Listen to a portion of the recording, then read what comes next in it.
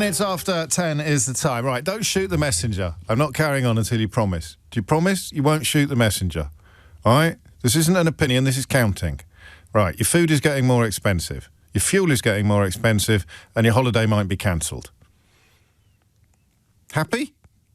And that is all as a consequence of the ongoing situation in, specifically in the Strait of Hormuz. It's one of those words, isn't it, that seems to get pronounced differently depending on who's using it. And I can be very boring on the subject. Well, I can be very boring on any subject, but I can be particularly boring on the question of whether or not you should pronounce names, proper nouns, in the way that the natives of that region pronounce proper nouns, or in the way that your own phonetics, your own language would phonetically deliver. The classic example of this, of course, being Don Quixote, or Don Quixote, as Philistines in this country prefer to call him. So anyway, the Strait of Hormuz, God, that was an early tangent, wasn't it? That was an early digression, but luckily you've come to expect it by now.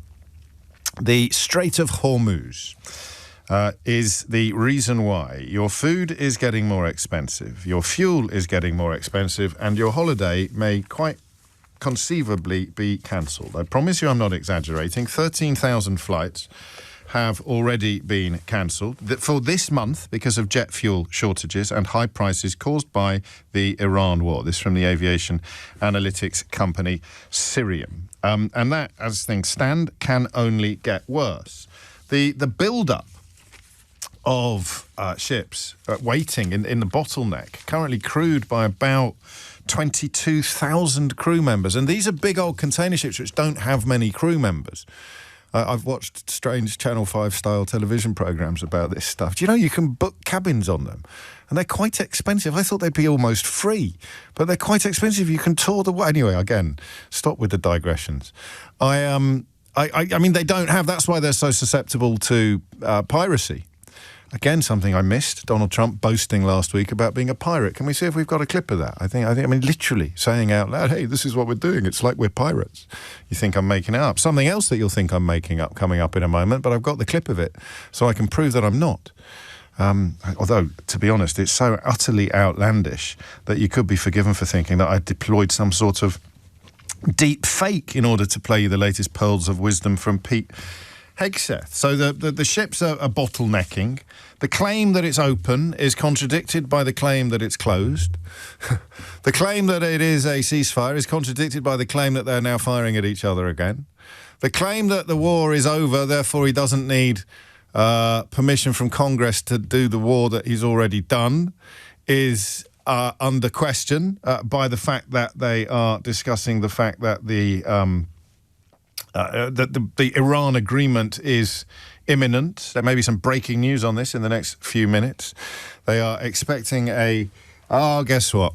Couple of days. They're expecting a response that is currently being reported from Iran in the next 48 hours. And here's the thing, right? If there is a deal to be done, it is almost impossible to imagine that it would be in any measurable way superior to the deal that was done in 2015, that he immolated, torched, tore up during his first administration. So your food, your fuel, and your holiday are getting more expensive. When is a strait not a strait? When is a strait not open? When it's ajar. So the Strait of Hormuz is ajar, I think, perhaps, is the closest you're going to get to an accurate description of it. I need to credit someone for that. They sent me that joke just before I came on air, but I've lost the message that it was contained within. That's what happens when I start crediting people with writing my script. I start... Keith, well done, thank you. The strait is ajar. I can see Ash in Northampton has already rung in, and he will be appearing on the programme probably when I get to the end of this interminable introduction, because he's the only person I've spoken to so far who actually knows what he's talking about when it comes to the Strait of Hormuz. Normally, if you ring in before I've actually asked a question, you get very politely told by Rebecca to ring back later when James has actually asked the question. Admittedly, there are some shows where you can get on even if there isn't a question asked and you've got no idea what the presenter is talking about, but not this one. At least not today. So, your food, your fuel and your holiday are under threat. 2 are already going up in cost and 1 could be cancelled altogether.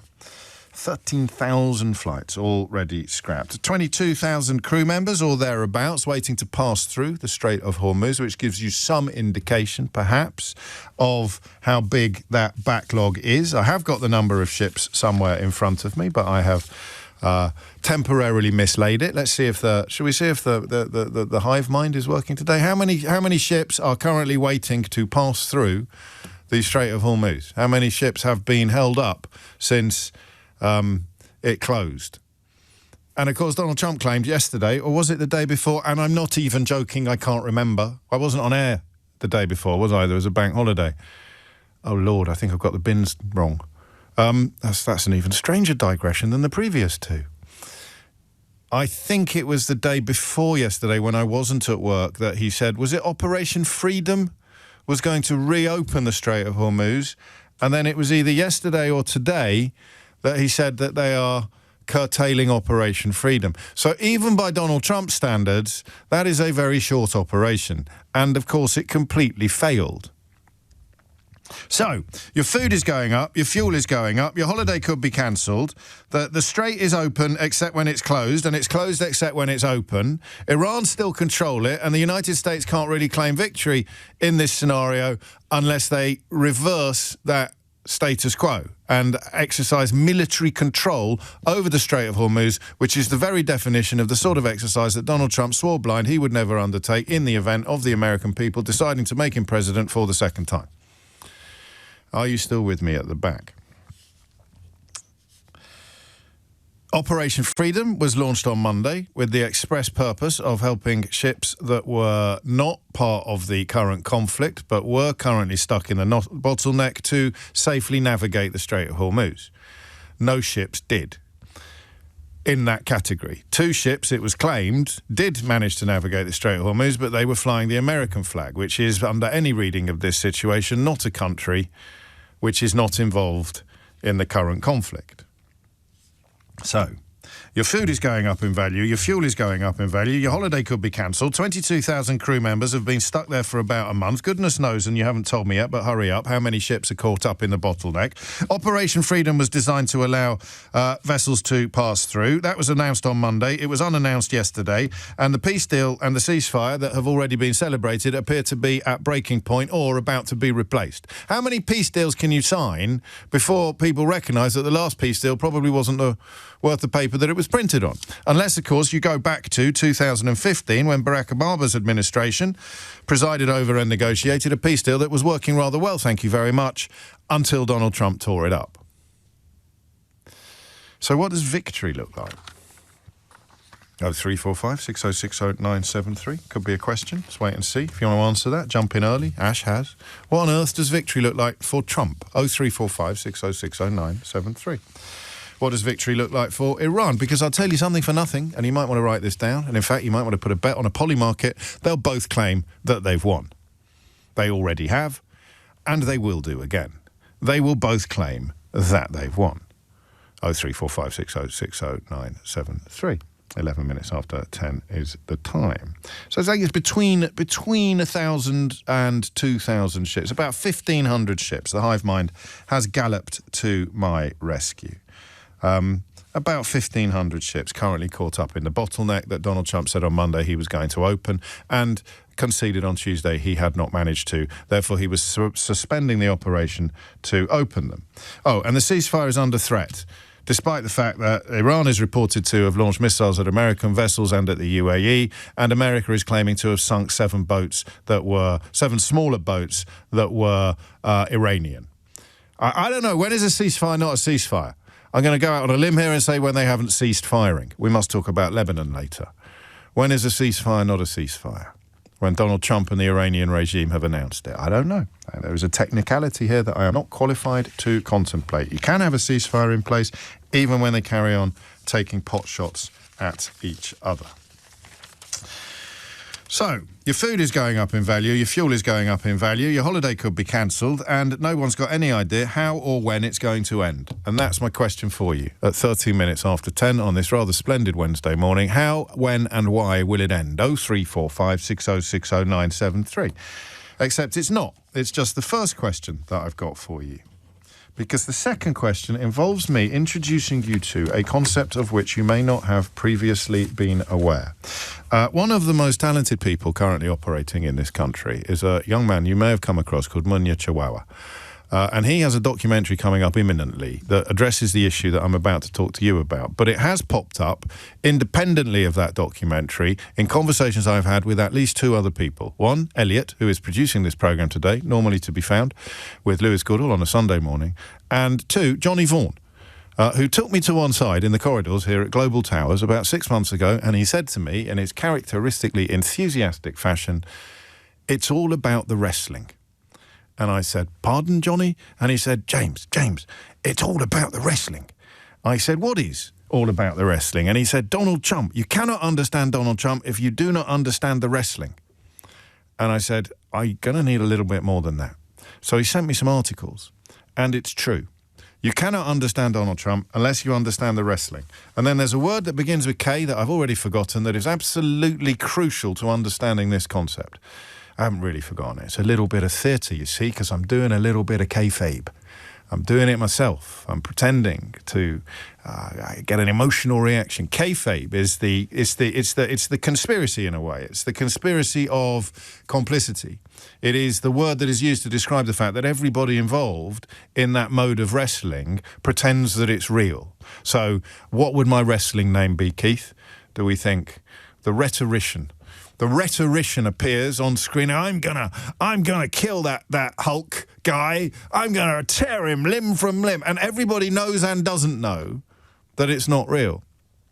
Everybody is hypnotized, if you like, by the process. And there is a rather powerful argument that this is exactly what Donald Trump is doing. So you're sitting there now and you're thinking to yourself, no, come on. You're not taking things seriously. There's no way that Donald Trump's regime is treating a war in the Middle East as if it were an exercise in pay-per-view wrestling. Here's his Secretary of Defense, Pete Hegseth. Are there still concerns about mines in the Strait? And can you kind of clarify these reports of kamikaze dolphins that we've heard about? I haven't heard the kamikaze dolphin thing. It's like sharks with laser beams, right? And I can't confirm or deny whether we have kamikaze dolphins, but I can confirm they don't. Ultimately, any follow-on effort, if there are mines identified, would be something that some of our units could undertake or the world could undertake. But right now, we know we have a lane of safe passage that commercial shipping can flow through. You know, I said to you earlier I was going to play you a clip that was true, and you wouldn't believe that it was true. The first voice you heard in that clip was the chairman of the Joint Chiefs of Staff, General Dan Kane. The second voice you heard was Donald Trump, Secretary of State for Defense. Despite the fact they've tried to rename that role, that they are not technically or constitutionally allowed to. And the phrase you heard him say was, well, I'm going to play it to you again, because if you really are picking holes in the suggestion that this is all just a sort of pantomime, being played out with American and Iranian lives for the amusement of who, I don't even know, then you're going to have to come to me with a very, very rational and substantive account of why the world is being asked to focus on kamikaze dolphins. Are there still concerns about mines in the Strait? And can you kind of clarify these reports of kamikaze dolphins that we've heard about? I haven't heard the kamikaze dolphin thing. It's like sharks with laser beams, right? And I can't confirm or deny whether we have kamikaze dolphins, but I can confirm they don't. Ultimately, any follow-on effort, if there are mines identified, would be something that some of our units could undertake or the world could undertake. But right now, we know we have a lane of safe passage that commercial shipping can flow through. Except they don't, actually, at the moment, have a lane of safe passage that commercial shipping can flow through. And I don't know what to do as a journalist. Because, I mean, I'm not there. The Iranians are clearly taking pot shots at ships in the region. The odd ship might get through, but as far as I'm aware, hasn't yet. The Americans are claiming that they've done it, that they've opened it. The evidence is that they haven't. Fake news is fine, isn't it, when you're claiming that you haven't started a riot or incited an insurrection. You're claiming that the evidence of your own eyes and ears is not real. But I never thought it would play out on a stage quite this big or significant. There we are. It's kayfabe. the portrayal of staged elements within professional wrestling as legitimate or real, characters, rivalries and storylines. So the rivalry between Iran and the United States of America is real. Everything else is kayfabe. Everything else is pantomime. Everything else is almost, and that's the crucial word this morning, almost impossible to analyse. But we're going to try anyway. So, you've already had question number 1, which is, how does it end? Question number 2 is almost the opposite of that. And it is, how did it begin? Make sense of what has happened. How have we ended up here? And where does it all go next? Okay? Hit the numbers now. You will get through. 03. It's not like I'm asking whether or not you've ever got a parking ticket that was unfair. The switchboard will have room for you, at least for the next 10 minutes or so. 0345 6060 973. How did we get to this ridiculous point? And where are we all going next? Because if you are understandably labouring under the illusion that it doesn't really matter, then I need to remind you that your food has already gone up in value, in cost. It hasn't gone up in value. It's gone up in cost. Your fuel has already gone up in cost, and it's now perfectly plausible that your summer holiday is about to be cancelled. 0345 6060 973. James O'Brien on LBC. Are we sure it's not kayfabe or kayfabe? It's kayfabe. You put your life on that, would you? Or Keith's? Okay.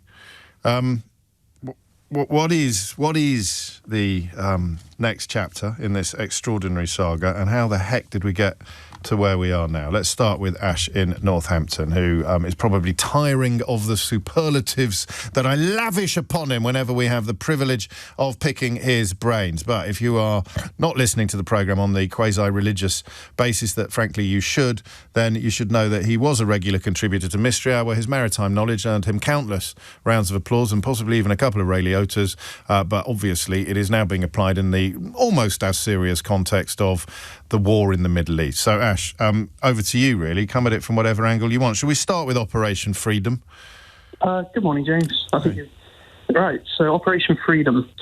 It was posited as a humanitarian sort of mission to get the 22,000 seafarers moving. I think it's about 1,220 vessels currently locked in Hormuz, roughly 18 to 23 seafarers on each, so roughly 22,500 seafarers. Before we go on, because I may keep you on for the whole hour if you're not busy. I hope your phone's charged up. What will life be like for them at the moment? I should have talked to you about this earlier. I intended to, but I forgot. Their own personal hell. Yeah. When you're anchor on a ship like one of these merchant vessels, you have to remain in a constant state of readiness. You can't just switch everything off and go to sleep. There will be continuous watches going the whole way through. You will be having orders pinging backwards and forwards every time they sort of suggest that the straits might be ready to be opened or there's a new initiative. Hope will start to build that you can go. You start doing all the testing, and then everything starts to break down. So you're going through this continuous cycle. You've then got the side notes that you will have fuel bunkers that are starting to get low. So you need to start thinking about whether or not you can make the transit, because obviously your engines have to remain on for there to be power. There's generators probably, but there will be things running to keep everything going. Food stocks start to get low. You haven't had a resupply in quite a while. Everything starts to become the same, and you're just locked into this 200 meter by 30 meter metal box. It's not pleasant, is the upshot. This is possibly a stupid question, but in for a penny. How feasible is it that some of these 1,220 vessels won't be able to get through the Strait of Hormuz because of the impact of being stuck where they've been stuck for the last month? Highly possible. It would depend on their state of readiness before they went into it. It will depend upon state of operation. I mean, another thing to consider is, the ongoing maintenance. If they were supposed to be stopping for a maintenance and refit schedule, they could well be out of class by now. That's the phrase that means knackered.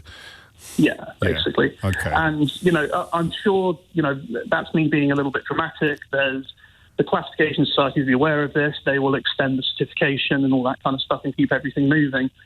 But extending the certification doesn't mean that the hull inspection that would have found the rust that will eventually lead to the ship sinking isn't still there. Okay, well, this was a digression, but obviously an important one and a valuable one. So let's go back to Operation Freedom and just what you, as an expert watcher of these events and of matters maritime, what you made of it all. Okay, so they announced that as a humanitarian. Looking back on it as it's finished, it wasn't. It was a test. Oh, go on. Send 2 destroyers through and try to bring a couple of your tankers out under the humanitarian guise. That gives you an awful lot of data as to the current state of Iran, whether there is an actual area denial rather than just, a sea denial in certain areas. I'm going to clarify that. I'm going to clarify that for my listeners. Area denial would mean you can't get through any of the water between 2 points of land, and sea denial would mean there's bits of it you can't get through and bits of it you can. Yes. Carry on. So then what happened? Well, when they brought the tankers out and when they put the 2 destroyers through, they didn't use the sea lanes. They used a passage much, much closer to Oman. Right. So forcing the corridor through wasn't really a thing. I'm not going to call out a rear admiral live on national radio, but they clearly picked the point where it was most likely that there'd be fewer mines. Okay. You then look at what happened: drone attack, Exocet missile attack, fast boat attack, requiring the launch of multiple helicopters to take out those threats, the launching of multiple intercept missiles. The asymmetric warfare that's gone on in that very short period tells us an awful lot about what's going on. I told you 5 weeks ago now that to be successful, they would need to win the air war and be able to successfully cover the straits effectively. That transit of those 2 destroyers that are designed for air intercept, despite what Kenny Badenoch thinks, did not prove that Iran's capability has been significantly reduced. Wow. Okay. Now, the 2 vessels that came out, very successful, but think about what else happened. An Iranian tanker got hit, a South Korean tanker got hit, and a French CMA vessel, I think it was a container vessel, got hit as they were sort of like milling about trying to see if they could also get out and through. Right. So that's why. So yes, it's not a success, but they've learned an awful lot in that intel. As an operation standalone, ignore the humanitarian stuff and whatever Donald Trump says for a minute. Sure. The military analysts will have looked at that and said, this is the state of play. The good news from that is that it has opened up a diplomatic off-ramp. What? Hence, they're now talking. But it's opened up a diplomatic off-ramp because they realise that they can't force the issue militarily. Yes, they can't sort of blow a hole through the Strait of Hormuz, as it were, and lead all these ships to safety. They've realised that they can't do that, so they have to go back to the table. Correct, but it was a big news story. Lots of people talking about it. It got China involved. It got South Korea involved. Yes. Everyone is now talking. Pakistan upped its rhetoric for scaling back and talking. It now looks like you're coming to the table willing to discuss. Okay. So, to clarify, it was never on the table that they would be leading boats or ships not allied to any powers involved in the conflict through the Strait of Hormuz. That was never the intention, it was never the ambition, but that was what was announced. They dressed it up as a humanitarian effort. I think Pete Hegseth claimed that it was the United States' gift to the world, and he said, it's mad, Ash, isn't it, that I'm thinking in a 24-hour time frame. He claimed that they'd built a big red, white and blue dome over the entire Strait of Hormuz and every ship would now be safe.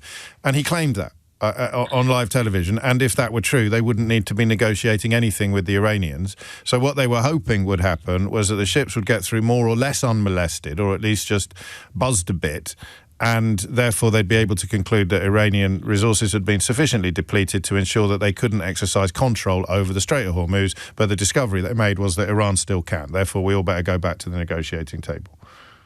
Yeah, that's pretty much it. How does it end then? So how does it end? Well, the other upshot from this, and this is why they've gone back to the table, I think. Think of not just the asymmetric war now, but the asymmetric PR war. What do Iran stand to lose? At the moment, the three pillars of Iran, the government, the clerics, and the IRGC, all of them are winning the PR war in their own way right now. Every single time a ship is turned back or there is coverage on the news that says that the strait is closed and Iran, it's all PR for them. Their state of winning is so low compared to what the rest of the world is. They are used to operating under heavy sanction, under, every single news outlet in the world, pretty much apart from their own state media, saying that they're an evil organisation, evil operation. They don't care about that. But they have the ability to change the entire nature of global maritime trade in a way that hasn't changed since globalization, which we talked about last time, which is securing of sea routes using insurance rather than navies. They're going to change it again if this goes through. What does the US Navy, some of the Royal Navy, what does the US Navy stand to gain, and what does the US stand to gain? At the moment, as I said to Eleanor a minute ago, they're standing in a trench, looking up, high up into the distance of where the JCPOA in 2015 used to put them. Yeah. That's the agreement negotiated by Obama's administration. Yes.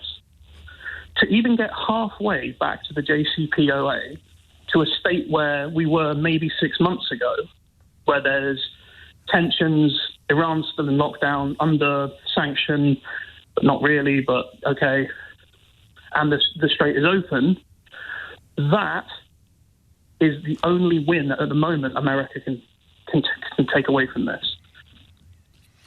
But, the one thing we can all say with certainty is that Donald Trump will present that as the mother of all victories, as the most astonishing achievement that has ever been negotiated in the history of negotiations. And anybody who points out that it's a heavily watered-down version of what Barack Obama achieved 11 years ago is a fake news liar. Yes. That's what is going to happen next. And that's the Twitter war, essentially, that's going on right now. And like everything else that could be filed under Twitter war, it is going to involve people. The only question is how many people are going to insist on believing what they want to believe instead of believing the evidence of their own eyes and ears. Yeah, I've always been a proponent of Aldous Huxley rather than George Orwell. Fair enough. But this is George Orwell. We have our conflicting dystopias, Ash, but we have a regard for the truth in common.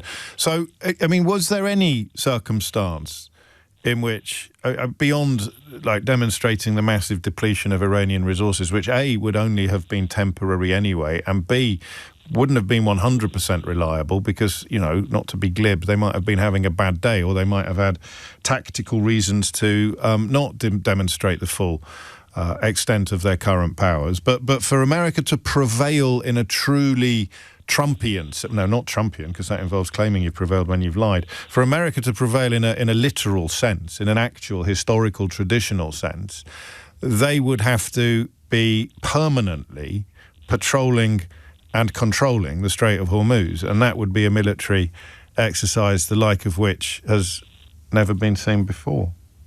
Yeah, you're talking about stationing the Fifth Fleet inside the Gulf, the Fourth Fleet outside the Gulf. Yes. And, continuously running the operations. But as I've said before, the Merchant Navy doesn't train for this anymore. There was some talk about sort of the 1980s Q-80 oil tanker runs. Different world. And a lot of the world hasn't caught up with it, including the media, which, of course, today, as you've been speaking, has to report that the White House believe it's getting close to an agreement with Iran. This from the Axios news agency, who've clearly had a call from someone in the White House. There is a one-page memorandum of understanding to end the war and set a framework for more detailed nuclear negotiations, which will be exactly as Ash has described, at the very, very best, a heavily watered-down version of what was achieved in the JCPOA back in 2015. I'm late for the news. Have you got anything else to say? Or... Yeah, just to say that you can come back after the news. Do you want to come back after the news? Yeah, if you like. Yeah, please. It's 10:34. Dominic Ellis has your headlines. James O'Brien on LBC. Start obsessing about kayfabe, having only discovered the existence of the word this morning. Apologies to all of you who are getting in touch with me to say you've been screaming it at me for the best part of 10 years. I didn't hear. It's not my fault. We should have screamed louder. But if you look at just simply look at the faces of Robert Kennedy and Pete Hegseth, just look at their faces and tell me that Donald Trump hasn't assembled a wrestling team, a tag team, a squad of fake wrestlers. Back to Ash in Northampton, who I don't think has ever been accused of being a fake wrestler. What did you want to... This is such a hallowed status that we've afforded to you, Ash. I hope the pressure isn't proving too difficult to bear. But what did you want to add? So, yeah, just about that final thing. I had a quick look at the one-page press. Yes. It's just an extension of the 14-point plan that Iran put forward.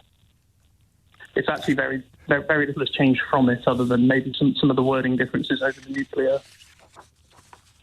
pledges. So we promised not to do this and not to do that, and we promised the same thing back in 2015, but we double promise now. Yeah, well, actually, it's sort of less than what they promised in 2015. Oh, really? I didn't realise that. Yeah, it's much less. So that's it then. I mean, you've simultaneously made this phone-in brilliant and quite possibly killed it stone dead, because that, of course, is my problem. We can still move on, of course, to the question of how on earth we ended up in this almighty mess in terms of politics and personalities. But I think if we were to put money on a poly market, we would say... we couldn't, because the specifics would be impossible to pin down with absolute precision. But eventually, Iran will agree to something that looks a lot like what they agreed to in 2015, but is measurably less effective from the point of view of the United States or Israel or anybody concerned about Iranian influence in the Middle East and beyond. And they will claim a victory with some justification. And they will continue to control the Strait of Hormuz, but it will be reopened, and Donald Trump will claim glorious victory and the complete humiliation of all the Iranians, unless they buy him a plane, in which case they'll become his new best friends. Yeah, I mean, it'll all depend on what their negotiation point is. Now, I'm obviously not in the room with their PhD negotiators, so but it will depend upon about four different things of what they want. Control over the Straits of Hormuz is what they're talking about a lot. Yes. I think that's bluster. The removal of sanctions is a definite one, because that gets their economy working. The releasing of the billions of pounds in assets that have been seized around the world and stuff, that would seem to be fairly high on their priority list. Wow. And then the final one is the nuclear material and the ability to sort of continue their nuclear power, and possibly then, if you want to talk about what they do with the fissionable material afterwards, that's another conversation. But those are their four main points, and it would depend on which ones they're willing to move on. Again, with the caveat that this might be a stupid question, given that Iran emerges from or is engaged in this current contretemps from such a powerful and such an unexpectedly powerful position, why didn't they previously use the Strait of Hormuz as leverage over the entire world? What I mean, do you understand what I mean? Why? I mean, given what we know about the regime and we know about the desperation for money and the impact of sanctions, why had they previously allowed the Strait of Hormuz to be used more or less with impunity by their enemies, as it were? Because nobody had attacked them until now. So it wouldn't have done an unprovoked closure of the Strait of Hormuz, but a provoked one it could justify?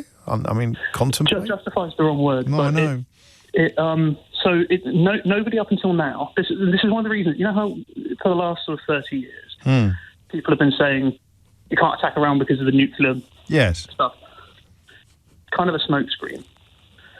Everyone who knew about it and knew the area knew the geography was the problem. Yeah.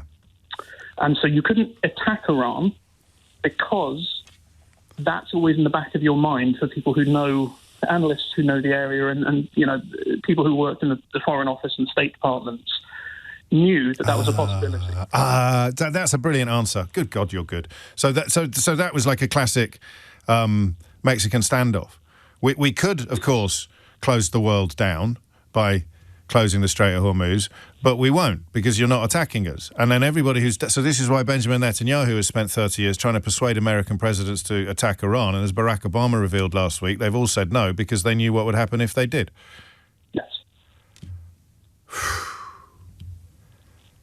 And there it is. It all makes sense. And there's no guarantee that it will go down the path that you've now described because, like me, you have little choice but to look at these events through the lens of logic, history and tradition. And yet in the case of Donald Trump, we're dealing with someone who is illogical, ahistorical and entirely without rhyme or reason. So anything could actually happen next. But if there's a vaguely sensible scenario in place, it's going to look a lot like the one that you've just described, and they're saying 48 hours. Yeah, and you think the JCPOA took years? Indeed it did. Listen, I'm going to take you up to the 10:45, and then I think we've got Helen in Manchester on the line who used to work in professional wrestling, so I like the idea that we're covering all the angles today. But while I've got you, I mean, the situation on this cruise ship with what I'm going to have to describe unprofessionally as the rat virus, that falls under your purview as well a bit, doesn't it? Yeah, so quickly on that, there's a thing in international law. Hang on a minute, Keith, do we have a Caller of the Year category yet? No, can we institute it immediately, please? Carry on, Ash. So, under international law, there's something called free pratique, which is you would fly Flag Quebec saying that my vessel is healthy, I can come into your port. On merchant vessels, we have outbreaks all the time, not necessarily like this, but things like Legionnaires is a big one on merchant vessels because freshwater systems, temperatures, bugs, things like that go round. Sure. Every so often you end up sat at anchor outside a port, unable to fly Flag Quebec, while you test, incubate, sort yourselves out. Happens fairly regularly on merchant vessels.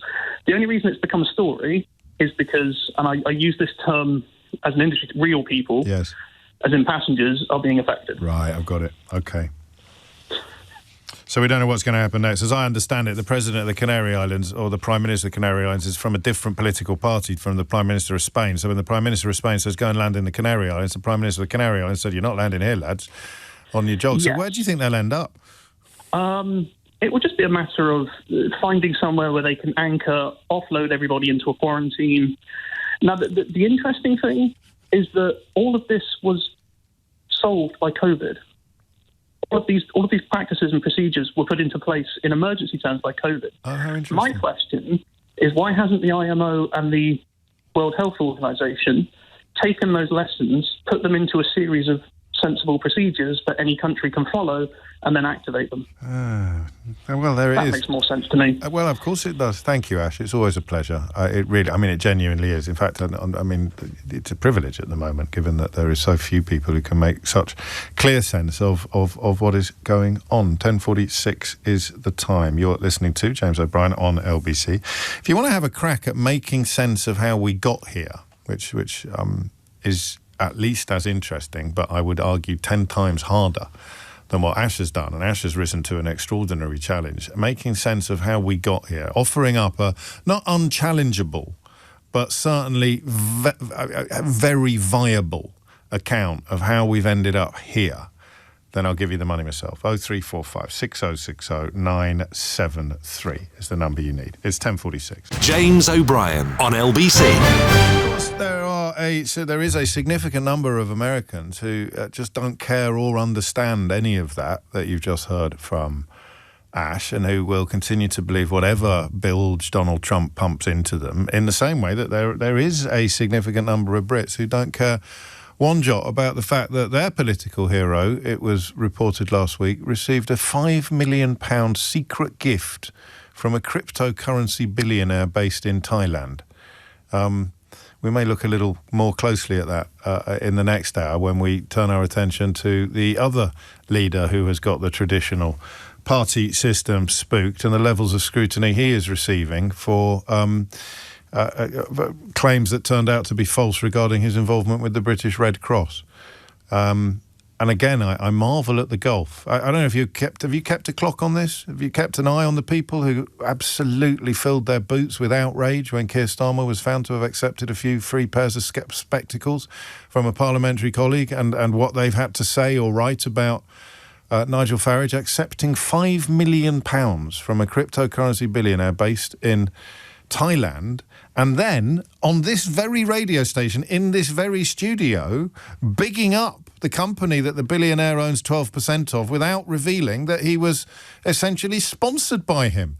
Was it Dennis Leary? Who was the American comic that said politicians should have to wear badges on the back of their suits like Formula One drivers do? George Carling. It was, yeah, I don't know that Farage would have a big enough suit to accommodate all of the people that have stuffed a few quid into his pockets. There's the gold bullion companies, there's GBBs, there's Cameo. Why was he making Cameo films if he'd been given £5 million? Oh, he claims it's for security. Yeah, well, he said he couldn't have surgeries in Clacton because he didn't have any security. So he certainly wasn't spending his money on security when he said that he had taken them, or at least shortly after he'd taken the money. But one thing that did happen, of course, was that his girlfriend, who was working as a waitress, not in a cocktail bar, when they met, was able to buy a house for cash in Clacton shortly after he'd received £5 million from a cryptocurrency billionaire. Just an extraordinary coincidence. I'm not even asking questions. I'm just chronicling coincidence. And a French newspaper has spoken to her about where she got the money to buy the house that Nigel originally claimed he was going to buy but then didn't buy, and she bought, despite having been working as a waitress when they met. Somehow, by complete coincidence and just as an enormous stroke of luck, sparing them from what would have been a rather hefty tax bill. And you're going to love what she had to say about where the money came from when I tell you a little bit later in the programme. But before all of that, Helen is in Manchester to take us down a slightly different straight from the one that Ash just took us down. Helen, what made you pick up the phone? Hi, James. Hello. I wanted to give you a call to have a chat about kayfabe. Marvellous. And that is the correct way to pronounce it. Kayfabe is the correct way to pronounce it. I wanted to chat with you because I actually wrote my university dissertation a long time ago about the British professional wrestling industry. Okay. So as part of that, I had to do a lot of research into the history of professional wrestling, which is where kayfabe comes from. Go on. So if you imagine 100, maybe just over 100 years ago, it was the British wrestling industry very much revolved around music halls and travelling fairs, and the wrestling was basically people challenging the strongman. Okay. Obviously, the promoters, the people running the shows, they don't want to damage the reputation of their strongman, and they want to make as much money as possible and protect their industry to carry on making as much money as possible. Yes. Following? So this is what Easy. kayfabe actually is. It's that protection of the industry and protection of the money. And personally, I think that definitely applies to Donald Trump and his family and his team. You did mention about Trump building a team around him of preferred personalities and people, and yes men. In wrestling, this is known as building a stable. So when you get a group of wrestlers all together... Until I thought of that, and you witnessed me think of it live about 10 minutes ago, I had not, for the life of me, been able to work out why he'd hired Robert Kennedy. I could kind of see why he'd hired Hegseth, Fox News. He's objectively quite a handsome guy, but Kennedy has the whole air of almost of a sort of science fiction creation. He's a great wrestling kind of characterization. And he also, if you think about the in wrestling terms, what you would call the fans. Yes. If you apply that to Robert Kennedy, the people who follow Robert Kennedy, who like Robert Kennedy, his politics, his policies, his conspiracy theories, the vaccine, they're jumping on board. Oh, amazing! So that was just a sign up. It's like a merger. It's like a merger of. One of the most famous wrestling stables in the history of the entire world wrestling industry and further afield is actually called the New World Order. Yes. The NWO. Yes. So, again, there's a lot of wrestling fans out there thinking that's very telling, I think, at the moment as well. And Linda McMahon, the education secretary in Donald Trump's regime? She used to be the chairperson of WWE. Right, I'm going home. Seriously. Yeah. In addition to that, Donald Trump is best friends with Vince McMahon. Linda McMahon's husband. Yes, and he is the one who sort of took what was quite pantomimish and turned it into something altogether more sophisticated and he turned it into convincing. The glitz and the gloss and the glamour that we know WWE to be now, the huge worldwide phenomenon. Interestingly as well, WWE is one of very, very, very few major multi-million-pound corporations that is still very much family-controlled. Okay.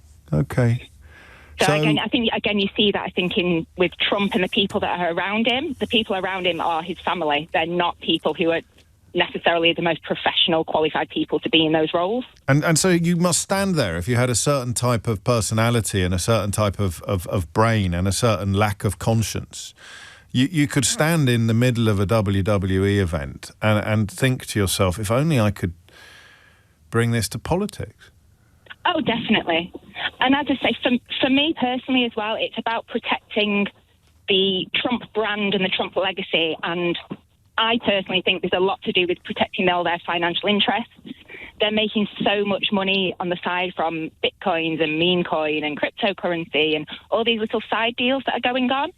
And that is exactly what wrestling is, very much smoke and mirrors. You know, that we want you to watch what's going on in the ring, and we want you to be watching the bits that we want you to see and not really be looking at the stuff that's going on behind the scenes. Look over here, look over there. Because ignore all those little things that don't really make sense. Like the fact that the negotiations that we spent most of this hour talking about are being conducted by Donald Trump's son-in-law, who is simultaneously touting for business among Middle Eastern powers with enormous vested interests in the peace process, despite, in the case of Jared Kushner, having absolutely no experience of diplomacy or diplomatic relations or peace negotiations or anything really much except property development. And the other guy, what's the other guy? Is it Lutnick, the other guy that's there? Witkoff, Steve Witkoff, who Donald Trump met in a sandwich bar in New York a few years ago, and they shared anecdotes about developing skyscrapers. They're the guys, they're the dudes. That exactly. So you were the least surprised person in the country when you heard me mention kayfabe earlier? Oh, absolutely. You've even got parallels with the Epstein files and the speaking out movement, which happened a few years ago in the professional wrestling industry, both in America and here. Oh, wow. It was essentially the Me Too movement for the wrestling industry. Right. Because it's the lack of regulation, particularly here in the UK, the lack of kind of oversight has just allowed quite a dangerous industry, particularly for young people and women. There were hundreds and hundreds of stories came out of sexual assault, coercive control, and just people abusing their power as coaches or promoters.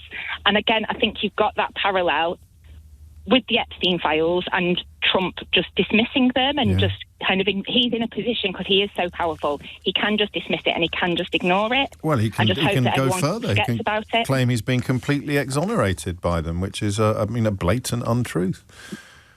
But it doesn't matter because the whole thing is a blatant untruth. But the people lapping it up simultaneously know that and don't know it. Even when he was campaigning, he would do things that everyone who's a wrestling fan knows is a cheap pop. So if you are running a wrestling show in Manchester and you come out and go, "Good evening, Manchester," that is a cheap pop because everybody's going to cheer just because you've said the name of their hometown. So as Trump goes round, he's got all these little cheap pops. Lock her up was a big cheap pop. Yeah. As soon as he said that, he knows the crowd's going to go wild and everyone's going to start cheering and getting on board with him. Wow. So, and again, that's just that way of that manufacturing love for him. Yeah. The really scary part is at the moment, Trump is portraying himself as a babyface, a good guy. But at some point, when things stop going his way and he stops getting really what he wants, he's going to spit his dummy out and he's going to become a heel, a bad guy. And he's going to take his whole stable with him, and then we're all in real trouble. Well, if we're not already. This is extraordinary. Tune in to next week's episode. Well, I mean, do you know that I mentioned earlier that Munya Chihuahua is doing a documentary on Channel 4 next Tuesday at 10 o'clock, which is digging into all of the stuff that you've talked about. I wonder how much you'll learn, if anything, from that. But for the rest of the audience, there's going to be some incredibly illuminating moments. Did you clock it immediately? From even before his first presidency. Wow. There's so many parallels to wrestling. So I owe Johnny Vaughan an apology, Helen. Yes, you probably do, I'm afraid. Sorry. It's not the first time. It's not at all. Can I just give a really quick shout out to every single person here in the UK who's listening who did speak up, who did go to the police or do what they wanted to, what they felt was necessary for them during the speaking out movement. You were all such incredibly brave, mostly women, but there were some men involved as well. And it didn't get picked up in the media really. And I'm sorry about that. It's incredibly sad that no consequences really happened for most of the people involved. But yeah, be proud of yourselves all for speaking up and know that it did make a difference. Beautifully put. Thank you, Ellen, for all of that, especially the last bit. It's 11 o'clock. James O'Brien on LBC. It is 3 minutes after 11, and you are listening to James O'Brien on LBC. Good Lord, I've said it before and I'll say it again, but I'm going to allow myself a little moment of reflection there. Reflected glory. I must be doing something right if I get calls like that. Such different and contrasting calls on essentially the same subject, but not the same subject at all. So kudos to Elliot as well for introducing me to the word kayfabe, to the word kayfabe earlier today. It would appear as if I'm the last person on the planet to have understood its relevance to discussions about Donald Trump. But it's the Kennedy angle actually that's got me shaking my head. Of course, that's what they've done. They've hired a kind of character. Or a caricature. That's what they are. They're caricatures. Speaking of caricatures, there are some cartoons of the Green Party leader, Zack Polanski, who is Jewish, that I think must at least come close to fitting the description of being anti-Semitic. The Telegraph, most obviously, has really exaggerated the size of his nose in a variety of cartoons. It's not just the Telegraph either, but it is. They are newspapers that are currently embarked upon repeated expressions of outrage about anti-Semitism appearing in other areas. I think the Times has run one as well, and they essentially portray Zack Polanski as having a very big nose, which is a classic anti-Semitic trope. I mean. Caricaturists exaggerate characteristics. It's what they do. And I've tried to look at photographs of the bloke to see whether he has a particularly big nose. And then I caught myself wondering whether that was even a worthwhile exercise. Because even if he did, the fact that he is Jewish would, if I were a cartoonist, I would just think, oh, well, I don't need to go there. I'll make his teeth look big, or I'll give him big ears, or something like that. And it just speaks to me about double, triple, quadruple standards that seem to be in play at the moment. And it is to the detriment in many ways of all of us. So just as people who think, for example, who claim to believe, and some people I think probably do actually believe it, that any critique of Israel's actions in the Middle East must be silenced in case it is contributing to an upsurge in anti-Semitism, rather than calling, for example, on people like Major General Avi Bluth to be disciplined for claiming in reports in Israel overnight that he said, we are killing like we haven't since 1967, regarding the IDF's actions in the West Bank at the moment, claiming that they're routinely shooting dead, stone-throwing Palestinian demonstrators. And of course, if Jewish settlers illegal settlers in that region were to be attacking troops by throwing stones, they would not be shot dead. It's an extraordinary report, which I urge you to look into a little further. Haaretz, an Israeli publication, describes it thus in an editorial: his apartheidist approach, under which the army shoots only Palestinian stone throwers, not Jewish ones, was justified on the grounds of the sociological consequences of shooting at the latter. Did he take into account the sociological consequences of these lame monuments on the Palestinians? And so those of us who absolutely abhor anti-Semitism cannot stop talking about the hideous actions being perpetrated by the IDF, because to do so would be to excuse them. And the links that are drawn between the two are insidious. And they are, of course, drawn by anti-Semites and also by the Israeli regime, which claims, of course, that its actions, including these, are undertaken for the protection of the safety of all Jewish people. So the challenge we've got, and I'm not ready to do a phone-in about it yet, the challenge we've got is working out what is and what is not hateful in these contexts. There's certainly nothing remotely hateful about describing the words of an IDF commander. But I'll get messages, if I haven't already, claiming that I'm somehow contributing to anti-Semitism in this country by complaining about genocide in Gaza. Not from good faith contributors. I'm happy to give you some benefit of the doubt, so you don't really understand what a dangerous and actually quite disgusting argument that is. But plenty of people understand all too well how bad it is, an argument. People like Benjamin Netanyahu, who have, of course, attacked our Prime Minister. So there's so many different levels of standard in play when it comes to anti-Semitism at the moment that it is hard to find a really helpful guide through the mess. I'd recommend Daniel Finkelstein in the Times today, as I have often done in the past. I can't imagine we agree about much politically, but he is on these subjects and indeed on many others. Just a wise counsellor. He is a wise writer whose own experiences on social media are becoming close to intolerable by his own account, because he comes under attack from all sides when he offers up his words of, in my humble opinion, wisdom. So I don't know what to make of the fact that Zack Polanski, a Jew, is currently subject to what appears to me to be anti-Semitic tropes in British national newspapers. And speaking of British national newspapers, the Daily Mail reports today that 30 Green candidates have been probed over anti-Semitism. Historical anti-Semitism. Some of it, of course, relatively recent, allegedly relatively recent. But when was the last time the Daily Mail ran a running tally of all the Reform UK candidates that have been accused of anti-Semitism or racism or, sundry other bigotries and prejudices?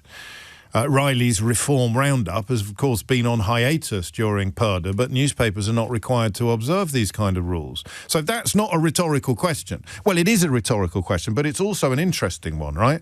When was Nigel Farage's outfit exposed to the same level of scrutiny that the Green Party is currently being exposed to? Or when was Nigel Farage himself remembered with shudders by many of his contemporaries at Dulwich College as a vile anti-Semite who would routinely make jokes about gas chambers, about Hitler being right, about his sympathies for the Nazi movement, things that he has, I think he sort of denied them, but all of the people that have made the allegations outnumber the one man who denies them by a fairly hefty factor. When was the last time his party was exposed? Because this does nobody any good, least of all the Jewish population of this country. Anti-Semitism done by one party is awful. Anti-Semitism done by another party is fine. Another reason to read Daniel Finkelstein this morning. He's also Jewish, which, of course, makes the allegations of anti-Semitism unlikely to reach all the way to the top of the party. And just in case you're minded, because I am going to talk about this, and I'm going to encourage you to talk about it as well, I am going to remind you that Caroline Lucas, the former MP for Brighton Pavilion, who led the Green Party at 3 different times between 2003 and 2018, has also condemned the allegedly anti-Semitic statements made by a succession of Green Party members. Statements that have now come to light from a handful of Green Party candidates are totally unacceptable and require immediate action. There's no place for anti-Semitism or any hate speech in the party. So, by all means, put Caroline Lucas on your list of people who are conspiring against Zack Polanski and his Green Party because they're the only people telling the truth. But that would be Caroline Lucas, who arguably did more for the Green Party in this country than anybody else alive. So the scrutiny is unbalanced. And if you are a genuine opponent of anti-Semitism, you want the scrutiny to be identical. You want Farage's schoolboy, not schoolboy because he was 18, I think, when some of it happened, so he was an adult. You want Farage's anti-Semitism, alleged anti-Semitism, to be reported at least as comprehensively as the alleged anti-Semitism of somebody who isn't running for political office at all. Or certainly not on a national level. And you want both parties to be exposed to identical levels of scrutiny. And they're not, because there's no earthly way the Daily Mail is ever going to run a front page about all the members of Nigel Farage's Tin Pot outfit who are facing allegations or similar of hideous racism and anti-Semitism. How many people did Riley's Reform Roundup identify when we were permitted to run it? I think it was more than 30. Not specifically anti-Semitism, but all manners of hatreds and bigotries. So I don't think I am currently, and with the council elections, of course, unfolding tomorrow, I don't think I'm currently ready to have that conversation. about where the proper path to countering this particular form of hatred lies, because it's so confused, and some of that confusion, of course, has been deliberately sown. But I am pretty clear on how important it is for me, and by association for you, not to become the yin to the far right's yang. I can't give Zack Polanski a free pass just because the Daily Mail gives Nigel Farage one. Do you see what I mean? Any more, as someone who historically leans more to the left than the right, I couldn't give Jeremy Corbyn, when he accommodated anti-Semitism in the Labour Party on an unacceptable and a frequently hideous scale, I couldn't give him a free pass just because the Daily Mail gave Boris Johnson a free pass with his hideous comments about burqas and similar. So you can't do that. That's footballification. And you're going to be accused of it, whatever you do. Of course you are. You should see my inbox. I mean, it's actually objectively hilarious. It's a miracle these people are capable of operating radios. But you can express dissatisfaction with Boris Johnson or Nigel Farage or Liz Truss or David Cameron, and that means in their eyes that you are a Jeremy Corbyn fan. So you then express dissatisfaction with Jeremy Corbyn, and that means in the eyes of a different constituency of listener, who have more in common with each other than they ever will with me, that you are a Boris Johnson fan or a Boris Johnson apologist. And then, of course, you introduce other elements to the conversation. In recent weeks, I've been accused... I got one message the other day that said, "Oh, I see your mate Zack Polanski is in trouble." I thought, on what possible planet are you chalking him up as my mate? I don't count a single politician among my friendship group, but I mean, the ones I've never met are even further away from it than the ones that I have met. And I suddenly realised, oh, crikey, yes, he's perceived as being of the left, therefore he must be identical, in the same way that you can barely put a cigarette paper between Rory Stewart and Nadine Dorries, because they're both Tories, so they must be identical. I mean, that's a conversation and quite possibly a book for another day. 11:16 is the time. Which means they will also be, I can't believe James is joining in the hatchet job or the smears on Zack Polanski. But if I don't look at the allegations that are being made against him, and I don't look at the attention that he is currently receiving, then I become vulnerable to the reality of what the right-wing media does on a daily basis. And I'm comfortable with that for two reasons. Number one, I've been doing this job a very long time and I answer only to myself. And number two, in the context of my conscience, I answer only to myself.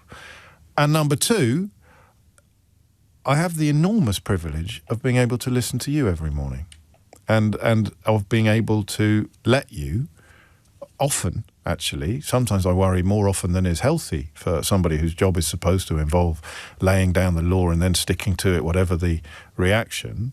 Often, you change my mind about things. So, let me tell you some things that are true. These are not opinions, they are counting. Nigel Farage is getting a complete free pass from members of the media, including some I honestly thought would do better, who are going to be directing all guns blazing at Zack Polanski. Okay? The reason being that they are worried about how well the Green Party is doing. So, things that are true. Nigel Farage is getting a free pass for egregious events. No proof yet that any rules have been broken, but taking 5 million quid in secret from a Thailand-based billionaire, claiming it's for your personal security, despite simultaneously claiming that you couldn't hold surgeries in Clacton because of your security. So if you're paying 5 million quid for the security that can't guarantee you'll be safe at a constituency surgery, mate, then you should probably get back in touch with the security company. And it is a matter of record that he did once have a milkshake thrown at him. So, you know, this is real. He's claimed, of course, to be the victim of a firebombing attack as well, but we are looking into that, and at the moment, all we can establish is that the Metropolitan Police are investigating, or did investigate, an alleged attempted burglary at one of his homes in Bromley with no mention of arson or firebombing whatsoever. It's not as if he's ever lied about stuff like that before, except, of course, he has. when he claimed that a mechanic in France or Belgium had told him that his wheel nuts had been tampered with, and that the reason, that proof that an assassination attempt had been undertaken was when the wheel fell off his Volvo. Except some pesky journalists tracked down the mechanic responsible, and it turned out, A, that he couldn't speak English. Luckily, the journalist, unlike Farage, could speak French, and he revealed to them that he'd said absolutely nothing of the sort and couldn't have done if he'd wanted to, because they communicated with each other through sign language. So, would you trust a man who lied about an assassination attempt on himself? Or, of course, more pertinently, is it possible that a man who has lied about an assassination attempt on himself, despite knowing full well that he was lying, might also be economical with the actuality about a so-called firebomb attack, while trying to wriggle off the hook on which he has found himself after journalists discovered he'd accepted £5 million in secret from a foreign-based billionaire who owns 12% of a cryptocurrency company that, lo and behold, a few months later, after trousering the cheque, Nigel Farage popped up on LBC singing the praises of, while claiming that he needed the money for security, but his security was so poor, having received the money, that he couldn't actually have constituency surgeries in Clacton because he didn't feel safe, on account of the fact that someone once threw a milkshake at him. You still with me at the back? So, things that we can say for certain. Zack Polanski's scrutiny is ludicrously unbalanced compared to Nigel Farage's. But that doesn't mean that you can't, or that you shouldn't, or that you wouldn't scrutinise Zack Polanski. And that's what we're going to do. Let's go. Okay, so today he has essentially apologised. That's 2 apologies in a week, which is a mark, A, of a troubling back catalogue, and B, how spooked the right wing is by the popularity of him and his party. He claimed that he had been a spokesperson for the British Red Cross. Okay? He has clarified that he was not. He wrote on his personal... In fact, look, I'm going to take a break. I'll come back and run you through the Polanski files, and then you tell me, genuinely, how much it matters. 0345 6060 973. Okay? Why do you talk about Nigel Farage every day? Asked Steve. I'll tell you, Steve, because you're still listening. And I've got more faith in you than he has. I think that if I get it right, you'll care about somebody seeking high political office in this country taking a £5 million gift from a Thailand-based billionaire who uses a Thai name in Southeast Asia to conduct his business. I think if I get it right, you're still capable of caring about that sort of thing, just as you're capable of caring about someone who lied about an assassination attempt. That's why I do it, because I hold you in higher regard than they do. I still think you're capable of caring, in the same way that I think millions and millions of Americans, if they'd been better served, would have been clearer about what was coming. So that's why. And thank you for staying there, because it means somewhere deep down inside you know it's possible too. It's 11:21. James O'Brien on LBC. So I don't know what we do. That's why I get it absolutely front and centre, that the scrutiny being put on Zack Polanski at the moment is an absolute joke compared to the scrutiny being applied to Nigel Farage. Just as the scrutiny applied to Keir Starmer's spectacles was and is an absolute joke compared to the amount of attention paid to Nigel Farage's friendly £5 million present. Okay? But you can't ignore either. You couldn't ignore Starmer and his ill-advised decision to accept the largesse of Wahid Ali, and you can't ignore Polanski and his ill-advised decision last week to retweet sort of attacks upon the police officers trying to keep the residents of Golders Green safe from a possible suicide bomber, and now claim when he was running for the deputy leadership of the Green Party that he had been a spokesperson for the British Red Cross, something that the British Red Cross felt compelled to contradict, saying that he had not been a spokesperson for the charity and that it had raised the issue with the Greens.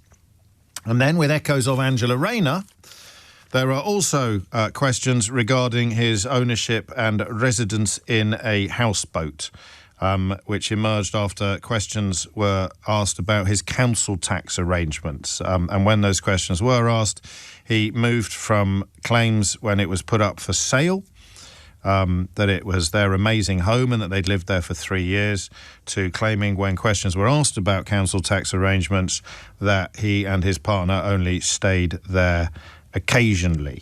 One of a number of curious aspects of the party leader's life unearthed by a Times investigation before the local elections. The Times, rather less coverage dedicated to the £5 million received by Nigel Farage. So the reason I keep mentioning that, I've mentioned the house in Clacton. The reason I've mentioned that is because I actually don't have a map on how to do this stuff. It sometimes feels like I'm the only person pointing out the absolutely enormous scandal of a £5 million gift to a man who'd claimed he was leaving politics shortly before he mysteriously and miraculously returned to politics, and immediately started bigging up the company that is 12% owned by the bloke that gave him £5 million. There's a part of me that thinks we shouldn't be talking about anything else in the British media at the moment, because it is so huge to me, that story. But I know that's not true.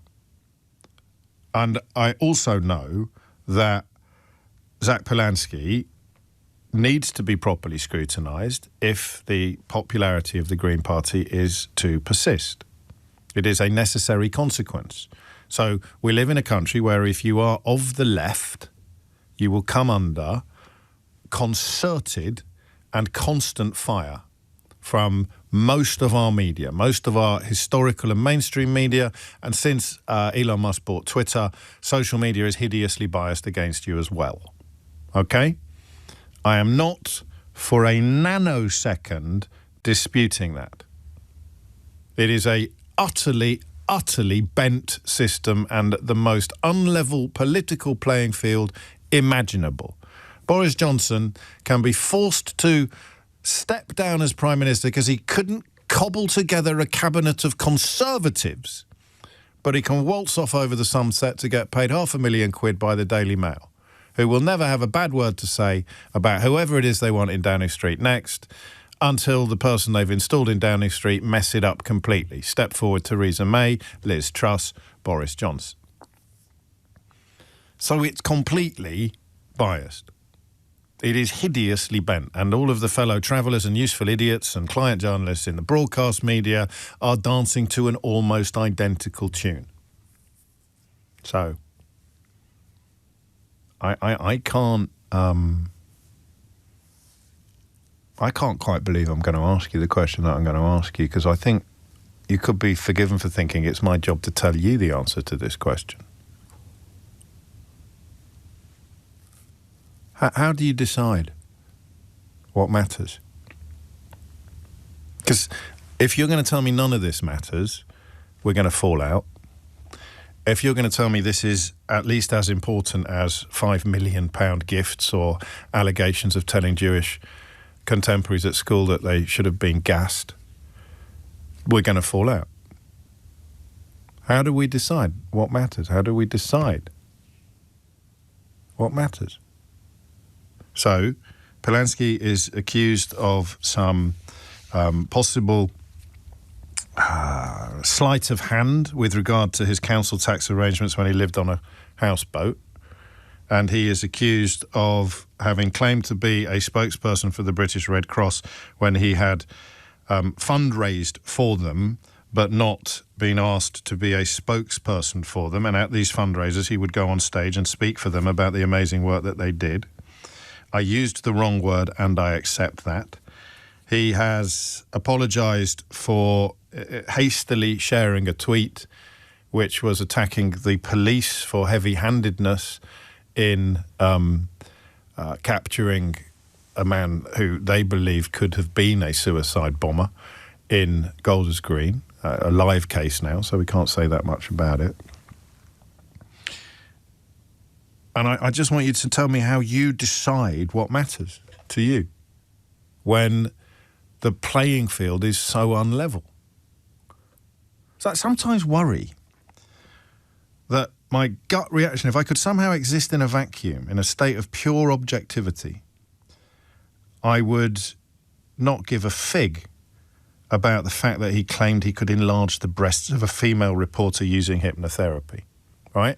But it gets covered so widely that I find myself thinking, I don't want to become as bad as the people I criticise all the time. Maybe I should be paying some attention to this. Maybe it does cast a shadow over his integrity. Maybe it raises questions about his trustability. Maybe it, what's the word that I want? Maybe it does have a wider ramification. So that anecdote, that event, actually does speak to character. And then another bit of me says, mate, he was a hypnotherapist. So what? And I haven't lost the ability to make those distinctions, but I'm just interested in how you do it. So, simple question. How much of the mud being thrown at Zack Polanski at the moment is going to stick? How much should stick? How much will stick? And how do you deal with the fact? How do you deal with the fact that the scale and tone of coverage of him at the moment is so hideously at odds with the scale and the tone of coverage of a man accused of believing Hitler was right during his school days and taking 5 million quid from a Thailand-based billionaire secretly in the last 2 years? I just want to know, how do you do it? How do we do it? How do we know? How do I know? How much should I care about this stuff and why? 0345 6060 973 is the number that you need. Dominic Ellis is here now with your headlines. James O'Brien on LBC. And the other question I am going to ask you is, what are they so scared of? I've been a little bit remiss in reporting the rise of the Greens, but it's not a phone-in topic, really, in obvious ways. I don't do phone-ins. Like, what do you like about this lot and what don't you like about that lot? So I've been a little bit remiss about the rise of the Greens and therefore perhaps a little bit surprised by their surging popularity, which I think, like reforms, can be put down in large part to major disillusionment with the two main parties. But I see them queuing up now. The Times have undertaken a special investigation and the Daily Mail have dedicated a front page and have done for a while. I told you they've got a special little caption, "Beware the Green Menace." What are they so scared of? 0345 6060 973. It may be something that you're scared of too. Or it may be something that you rather like the look of. That's what I love about that question. What are they so scared of? Well, they're scared with good reason, James. Let me tell you why. Or, well, they're scared of this, James. Let me tell you why that's bad. So what are they so scared of? And what's the correct way to deal with the things that they're finding out? Let's go to Claire in York first. Claire, what would you like to say? Hi, Hello. James.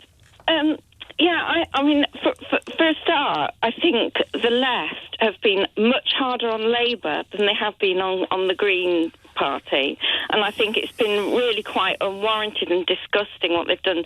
You know, like over the suits and the spectacles. I mean, the left were just as bad as the right against. Are you sure? Yes, I do. Okay. I really do. Anyway, I think Polanski and Farage are different sides of the same coin. I think they're both sort of peddling sort of a shallow charisma and TikTok videos and fantasy policies.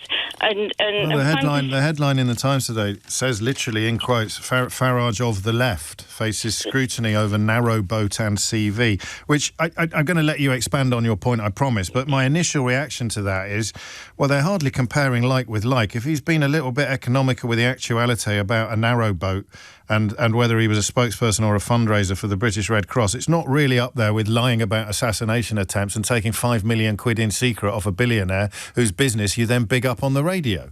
No, but it's peddling in things that appeal to people's sort of vulnerabilities and for instance, you've just said, though, it doesn't really matter about him, about the hypnotism and the women's breasts. Well, actually, I think it really does. Tell me why. Because it's women's insecurities. He was playing on... I've been to a hypnotherapist before through, mental health problems. But but the thing is that it plays on... People are very vulnerable when they go to people like hypnotherapists, and it's playing on people's vulnerabilities to advance his own whatever he was doing, and I find he's doing that with green policies which are just unworkable. I mean, the defence alone with the Green Party is really, I mean, questionable, and it changes from one day to the next. But you only have to look at Caroline Lucas's reply. Do you know that comment, that tweet she put up? You know, the comments that she got from Green voters were disgusting. I mean, really, really disgusting. Swearing at her, abusing her. These are Green voters telling her, you know, that they were glad that she wasn't the leader anymore. She should just go away and die. I mean, it was really quite disgusting. I'm going to take your word for that. I've got no reason not to, but I haven't. I've read reports of what she put, but I don't go on Twitter anymore. Partly because it's full of comments like the one that you just, the ones that you just alluded to. So I mean, you've got quite a lot on your plate this morning. Because you're cross, and I understand all of it, but I don't know if I need to encourage you to zone in on a particular bit of it. You're right that elements... Well, can I go into the... For instance, their main policy for Greens is green energy. And yet, because they've got a lot of NIMBY voters in their constituents, they've been campaigning in some areas to stop Labour. I just need to be slightly careful about local election issues because I get into trouble if we say anything. I'm never entirely sure on what the rules are, so I lean more towards being too careful as opposed to not quite careful enough. So I don't necessarily want to get into the policy platform at this point in the conversation. We can do that on Friday if the opportunity presents itself. But on the personality level, you're cross with the left for going in harder on Labour, and by the left you mean the sort of continuity Corbyn contingent, going in harder on the Labour government than they have done on either Farage or Polanski. But I'm interested in what are the right scared of? Why are the Daily Mail and the Daily Telegraph and the Times so terrified by Zack Polanski? Well, I think they think that disillusioned voters will either go for one extreme or another, and the two extremes are either the Green Party or Reform, and the likes of the Telegraph will want them to go for Reform instead of the Greens. And that's why the Daily Mail. Yeah, and well, I think the Telegraph too. But I mean, yes, of course. I was just talking about today's front pages. That's all, not about the central point. It's funny, you know. I've got one message saying this lady is completely right. I couldn't agree with her more, and another saying, "What a disingenuous caller. Cut her off now." Last time I called you did the same. You had two opposing views, but I just see. I have this antennae for sort of I just gets my heckles up charisma, which I think it really hides. As a substitute for character. Yeah, and I just like quiet substance just beavering away, and I just find all these TikTok videos. It just seems all about it's. That could be our age, though. You know, that might. It's just a new means of communication, and we might have been a bit left behind. Because I can't get into policy with you, I can't explain why. What? Okay, so final bit. I think what you said about and this is my male privilege, isn't it? I'd missed that, actually, about the hypnosis stuff and the preying on women's insecurities. There's a little bit of dispute about what did and what did not happen, but the founder of the clinic where he worked said that hypnotherapists operating out of his Harley Street premises did try to enlarge the breasts of female patients, adding, actually, what you can get using the mind is one cup size up or down. So Polanski... I mean, I just send shivers through my body because I can just feel that the hope that a woman who felt badly about her body will have believed in that, and he will have known it wasn't possible. He would have. He would be an absolute idiot. And I can't now, as a bloke, I can't now tell. I'll sound like Michael Winner, won't I? In those old dreadful adverts, if I tell you to calm down, it's not that big a deal. I don't want to, because I think now that you've made it clear to me it is quite a big deal. Well, it it goes beyond that one thing. It goes to a mindset of that you will say anything, even if it really is playing on someone's insecurity to gain advantage in Okay, some way. so that's 2013. I don't know what the statute of limitations is on behaviour when it comes to forgiveness. If you're Nigel Farage, it's minus 10 years, I think, or certainly minus 40 years. But what about the British Red Cross story? Again, I think that's another example of that. And I also think criticising the police was another way, because he knew. I think he sees over in America how the left have galvanised against ICE. You know, it's a real vote winner, and I think he's an opportunist. I think he thinks, oh look, over there, everyone's galvanised against ICE. So let's have a bit of that. Let's have a bit of the anti-police. So you are describing a relatively shameless opportunist. Yes, that's what I see, I'm afraid. That's what I see, and I think I've got quite a good antennae, even though I say it myself. I think I've got quite a good antennae for it. Okay. Because, you've backed it up, and as you say, you'd have been more than happy to dig into policy, but I'm just a little bit wary of doing that on the day before. If you'll allow me on another time, I'd love to. Always talk welcome, about Claire. it. Always welcome. And I mean, obviously, we will be returning to this. And so there is I don't want to put words into Claire's mouth, but I think there is a Keir Starmer supporter who, I'll just double check, someone who quite likes the cut of Keir Starmer's jib. Am I right, Claire? Yeah, I think he's quiet, diligent. No, that's all. I just wanted to double check that I wasn't putting words in your mouth, because some people are already claiming that you're some sort of conservative or reform stooge. It was obvious to me, who listened to you, that you were drawn towards the style that Keir Starmer demonstrates. No one really ever accuses Keir Starmer of being overburdened with charisma, for good or for ill. So I get some of that. You can't ignore this stuff, but I'm very conscious of not wanting to overinflate it either. And when you compare it to what has been done by right-wing politicians who really get away with almost anything and everything, and if they do have to atone for something, they come back 24 hours later with entirely new reputations. How do you decide what matters? And quite a lot of criticism coming in for Claire. I thought she was... Well, she's got more guts than you have if you're just texting abuse. She's made her case. I thought she explained it rather powerfully. She had evidence, she had it backed up, she had knowledge, and she had antennae. What have you got apart from smarmy little texts? Go on, prove me wrong. 0345 606 0973, because otherwise it's going to feel an awful lot like 10 years ago, where everybody who dares to speak out against the dear leader is accused of treachery or dishonesty, disingenuousness, when in fact... the fella's got questions to answer. And every time he's asked to answer them, he seems to end up either apologising or admitting he was wrong. And that's not good. It's 11:45. James O'Brien on LBC. Fabio speaks directly to my curdled conscience. I care a lot, James, because I think if you criticise people you're opposed to, you should be just as critical as those who you are more aligned to. Does it end up being an unbalanced pylon? Unfortunately, yes, but my fear of going, it doesn't matter, just erodes trust and things get worse and worse. There's no earthly way that a £5 million secret gift from a bloke set to benefit to the tune of gazillions of pounds in the event of Nigel Farage becoming Prime Minister is anything like as significant as a bloke who claimed to be a British Red Cross spokesman when in fact he was just a fundraiser. But what is the metric by which you measure it? Should I completely ignore the Zack Polanski stuff because it is as nothing compared to the Farage stuff that the other lot ignore? I honestly don't know. Fabio gets it completely.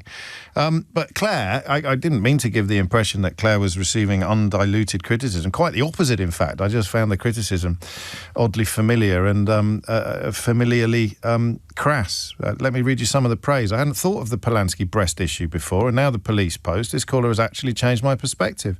I love your show. It's an oasis of common sense in a world of madness.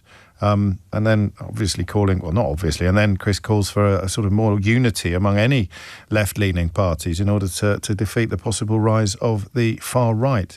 Kadisha writes, Polanski and Farage matter equally and should be equally scrutinised. The scrutiny of Keir Starmer feels cruel compared to collective corruption of the right-wing politicians who have done much worse. I don't know what that means, Kadisha. What does equally scrutinised mean? Does it mean pay the same attention to the misdemeanours, even if one of them is absolutely enormous and one of them is relatively minor? It's a bit like Brexit all over again. 99% of the world's economists think it's a bloody stupid idea, but here's some clown who thinks it's brilliant. Let's treat them as equal and opposite forces and give them exactly the same amount of time each. I don't know. I honestly don't know. And just because the Daily Mail is never going to dedicate as much attention to the hideousness of their favourite politicians as it does to the mild misbehaviour of the politicians they despise, whether it's Angela Rayner, Keir Starmer and now Zack Polanski, I don't know what the rest of us are supposed to do. But a bit more love for Claire. This woman is excellent. Opportunist fits the bill precisely. I too have been feeling very uncomfortable with the mounting list of mistakes. I don't care which party a person belongs to. A lie is a lie. Your last caller was bang on in my opinion. She's 100% sussed both Zack Polanski and Nigel Farage, writes Dave in Reading. Completely agree with Claire, writes Darren, especially on the hypnosis and the opportunism. Whereas Chaz writes, yes, James, another Liberal siding with fascists. Hello? Sorry? What? Pardon? So that's what I meant by the familiar, but, I mean, unforgivably... What does that mean, Chaz? A Liberal siding with fascists? I don't know. You tell me. Neil's in Rushcliffe. Neil, what would you like to say? Hello, James. The issue for me, and it ties in maybe with that last comment that you've just read out, the guy who said the Liberal siding with fascists. What does he mean? I think I know what he means, but my point, if you like, goes to it. Because I don't know what he means. Okay, well, what he means is, if I just make my point, I'll then explain how the two link together. My point is that my concern about Zack Polanski, but this also applies to other parties and other people as well, is that he comes across as what I would call reflex righteousness. And when somebody and a party is built on that sort of reaction, they are so certain in their moral righteousness about everything all the time that I find it very, very hard to take that seriously, because life experience, whatever, thinking about things tells you that anyone who's so certain in their views, whether it's on the left or whether it's on the right, usually leads you to a place which is not a good place. Okay. And that guy there who wrote in and said, well, that's another Liberal, if you like, defending fascism, that to me is a demonstration of that sort of reflex righteousness. Somebody who is so... if you disagree with me, then you must be a fascist. Who are the sort of famously uncertain politicians that you admire? Well... Let me put it this way. I'm at the moment, and have been for quite some time, politically homeless. And one of the reasons for that is because I don't see many people that I feel that I could admire. Well, historically then, I'm just drawn to the idea of politicians who don't come across as certain. Who are you thinking of? Well, it's probably also worth saying that I started off on the left wing myself and have gradually found myself drifting to other places. I mean, I did a social sciences degree in my... I will ask you again, just because I'm genuinely curious, because, I mean, it's a very easy thing to say, is I don't like him because he's so certain of his opinions, and I don't like people who are certain of their opinions. So who are the politicians that you like who aren't certain of their opinions? I'm struggling to actually come up with I thought you might. But what I would say is they're probably... Can we think of one? Because it sounds to me like it's the righteousness you don't like, not the reflex. What about politicians who are reflex racist? What do you think of them? I'd apply the same sort of logic. I'd say there's a reflex righteousness there. It just takes a different form. They're eating the cats, they're eating the dogs, or immigrants are to blame for everything. I want to blame the people in small boats who haven't done anything wrong for the crimes of the people who have. Well, that, if you like, moral certainty shows itself in different ways. If you look across the pond at the moment, I mean, Pete Hegseth is a good example. His reflex righteousness extends right to his sort of right-wing Christian beliefs and we can't think of anyone, either of us. Because I suppose you want a politician who admits mistakes and apologises. So Keir Starmer then would be your man. Well, you could say on one level, but ultimately, I still want somebody who has got some moral certainty about what they're about, and that for me is where Keir Starmer comes unstuck. He has no ultimate, I don't think. So you want politicians, you don't like politicians who've got certainty, but you want politicians who've got certainty. I want politicians who've got the right certainty. I can see why you're homeless. Are you certain about this, Neil? I am certain about it. I want certainty, but I want it to be the right sort of certainty. Well, there we go. We got there in the end. You want it to be the things that you're certain about. It is 11:56, and probably we all do too, except me, because I'm cursed with this curious, I don't know, obsession with not turning into the enemy. Dale's in Edinburgh. Dale, what would you like to say? Yeah, about your question about... Hello, James. Sorry. Hello, Dale. That's all right. About the question about the Daily Mail and the Daily Telegraph and other media outlets, I think Nigel Farage is their king in waiting. I think they've given him the pipe and slippers, and they don't like any threat whatsoever. I don't think they see Keir Starmer as a threat. I think they see him gone. And I don't think they see Tories because they've got half the Tories with them. So I think the papers, the social media, whatever, see Zack Polanski for all his rights and wrongs as the main threat to Nigel Farage's... I'm going to dilute that analysis, if I may.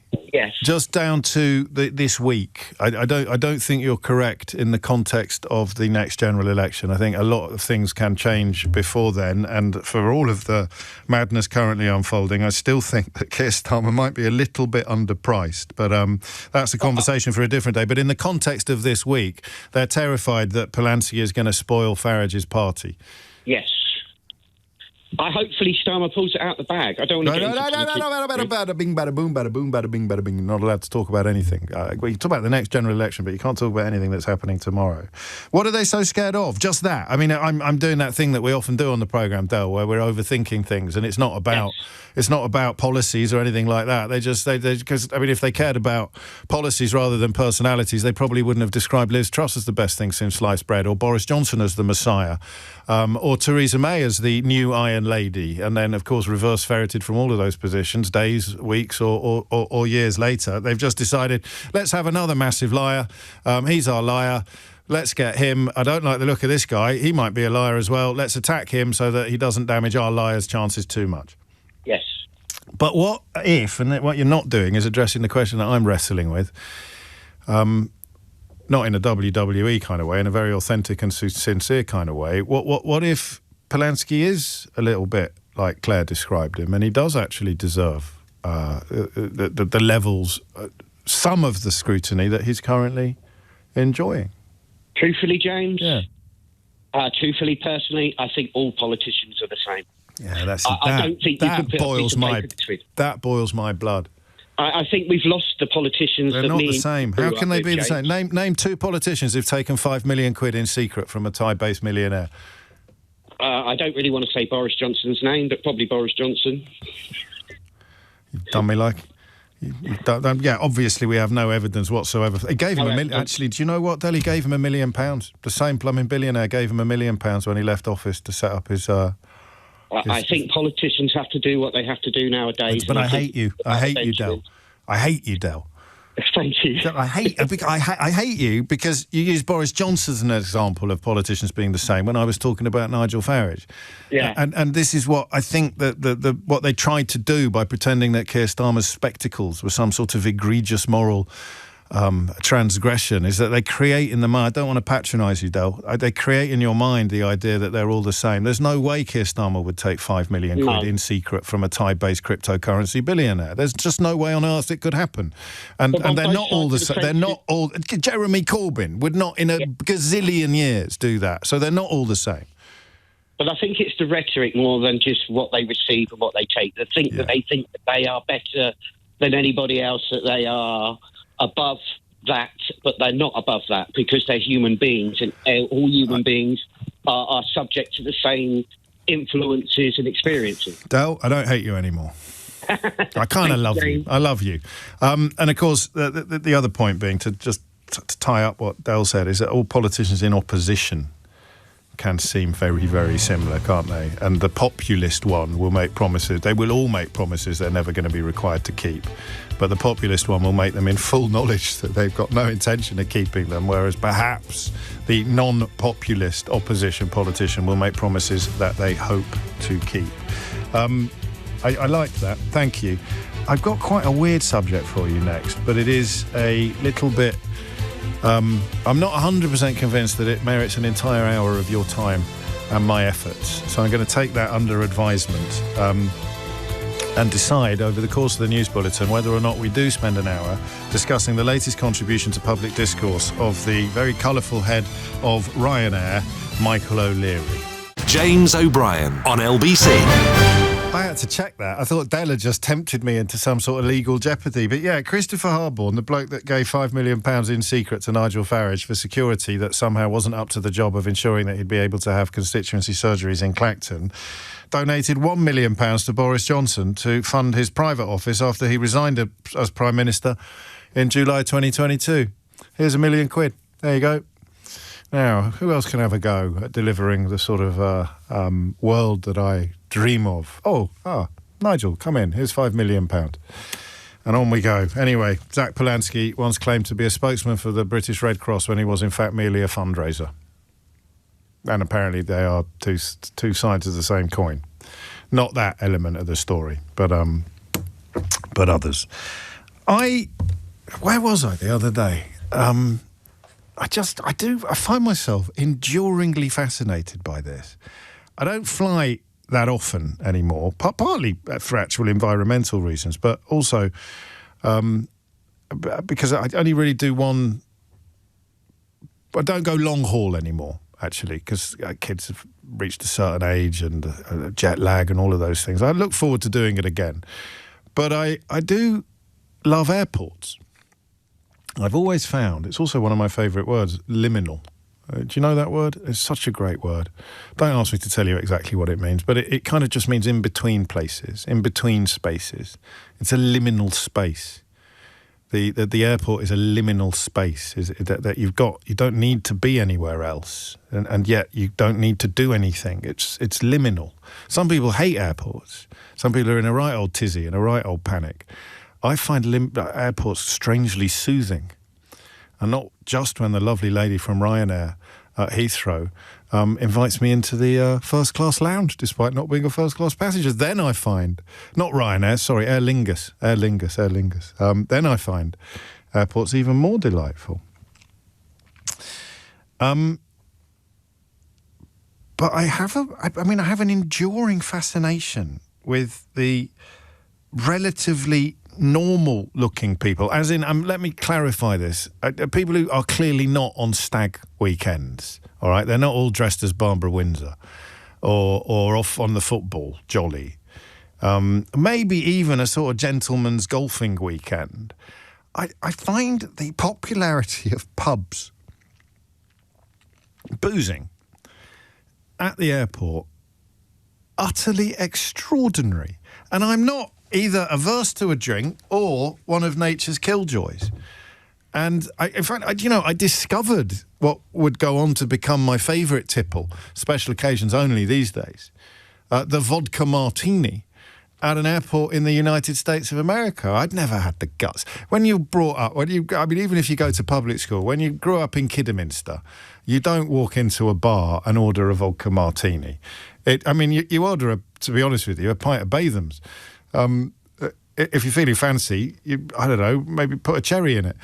You do not, if you grew up in Kidderminster, walk up to, even if you've lived in London for 2 or 3 years, you do not walk up to a bar and ask for a vodka martini shaken, not stirred, even though you've watched 1 million James Bond films. But I was at a bar in, I think it was Washington, D.C., and my plane had been a little bit delayed, and it was a red eye anyway, so there's nothing quite nice to think that I might nod off when I get on the plane. And the chap next to me, cool as you like, just wanders up to the bar and says, "Can I have a vodka martini, please?" And the barman makes him a vodka martini. It's a beautiful bit of work putting together. Like an art, isn't it, cocktails? And so I just sort of tried to seem nonchalant. It's important to seem nonchalant. at these moments. And I said, I'd have a vodka martini as well, please, my good man. And he made me a vodka martini and my life changed in that moment. I got good grief. How have I only just discovered this? This is incredible. So what I'm pointing out is I have had a drink at the airport, but that was about 8 o'clock at night. Michael O'Leary, right, what do those words conjure up in your mind? Can we make a list of all the things Michael O'Leary has said, largely just to get his name in the paper? Was he the one who said they were going to have standing seats? Standing seats? Tickets for standing passengers on his aeroplanes to save a few. You get a cheaper flight if you stand up all the way to Magaluf. Something about toilets? Was he going to charge to use the toilet? Was that him as well? See, all right, that's 2 for 2. Anything else that Michael O'Leary has said to get his name in the papers? We've got the standing. We've got charging for the toilets. There's been lots of other things as well. And he's great value. He's great value. He's one of those people who is, from a journalist's point of view, very, very good copy. So you have to take everything that he says with a slight pinch of salt. He is normally punting his own commercial interests, even as he persuades journalists to run a story about the latest thing he's said, despite the fact that he is punting his own commercial interests. He has called upon airports to stop serving people alcohol at 5 or 6 o'clock in the morning, asking who needs to be drinking beer at that time. There's no traditional operating hours, but O'Leary thinks that they should be more in line with those of pubs. And at this point in proceedings, I think I agree with him. So you walk through the airport and, I mean, depending on how early it is, to be honest with you, I find an 11 o'clock pint a little bit extraordinary these days. But a 9 o'clock pint, a 9 o'clock glass of wine. And don't ring me to tell me that you only do it when you're on a connecting flight and your body clock is... But you get up in the morning, you've got a mad rush to the airport, you've barely had time for a coffee, you get to the airport and you think, do you know what, I really fancy a pint of Stella. Oh, I really fancy a nice Pinot Grigio, please. At 9 o'clock in the morning. I'm going to take 9 as the cut-off point, I think, or possibly 10, because by 11 you can have a pint round the corner. Not that you ever would. You'd never get up on a Saturday, unless you do this all the time, and just, do you know what? I really fancy a pint. I only do this once a year. I really fancy a pint. So you go round the corner to the pub. And I was having a conversation with Elliot, who's producing the show today. I'm not going to betray his confidences, but it did occur to me that I have had children for 20 years and that possibly I can't remember what I was like before I had children, and that if you like that sense of the holiday getting underway nice and early, then what better way to loosen your inhibitions and quite possibly your tongue than to have a couple of sharpeners before you get on the plane? And then, of course, because I am getting older, although you wouldn't know it, do you know who I saw the other day? I don't know what he's doing. Well, I do, actually, because he's just launched a company selling supplements. Russell Kane was in, for full disclosure, the other day. He looked 10 years younger than he did last time I saw him, and last time I saw him was 10 years ago. It's extraordinary. So I might be very youthful for 54, but I'm not as youthful as some people. So I also find myself... So 2 things here that make me wonder whether I'm being a killjoy. One is my age, which means if I were to have a drink of alcohol anywhere before dinner time, really, and by dinner I mean supper or tea, not lunch. If I were to have a drink of alcohol, or if I have a drink at lunchtime, which I might sometimes do on holiday, then I'm going to fall asleep in the afternoon and have a little, that lovely little 1 hour siesta. That's a liminal space, isn't it, when you need a sort of fully asleep. Am I a killjoy because I wouldn't do it if I'm in charge of the children, or in half charge of the children if Mrs. O'Brien is with us, and I wouldn't do it because I don't want to be really groggy and sleepy when I get off the plane 2 or 3 hours later? Or is it something that we should actually be discouraging? This is a country where our relationship with alcohol is notoriously difficult. The flight routes, would you like to have a guess at which Ryanair flight routes experienced the most disruptive passenger behaviour last year? In no particular order. I've got the top 1, 2, 3, 4. I've got the top 6. Glasgow, Prestwick to Palma de Mallorca. Manchester to Ibiza, Manchester to Agadir, London Stansted to Alicante. That's a bit of an outlier. London Stansted to Alicante, Edinburgh to Tenerife, and Dublin to Ibiza. It's not good reading for the Celts, this, is it? I'm putting Manchester in as honorary Irish. Manchester to Ibiza, Manchester to Agadir, Glasgow Prestwick to Palma de Mallorca, Dublin to Ibiza, with a side order of London Stansted to Alicante. And Michael O'Leary's point, very simply, is that it gets a little bit leery for the staff. Disruption, of course, affects everybody. The airline is having to divert almost one aircraft a day because of bad behaviour for passengers. It's becoming more of a problem.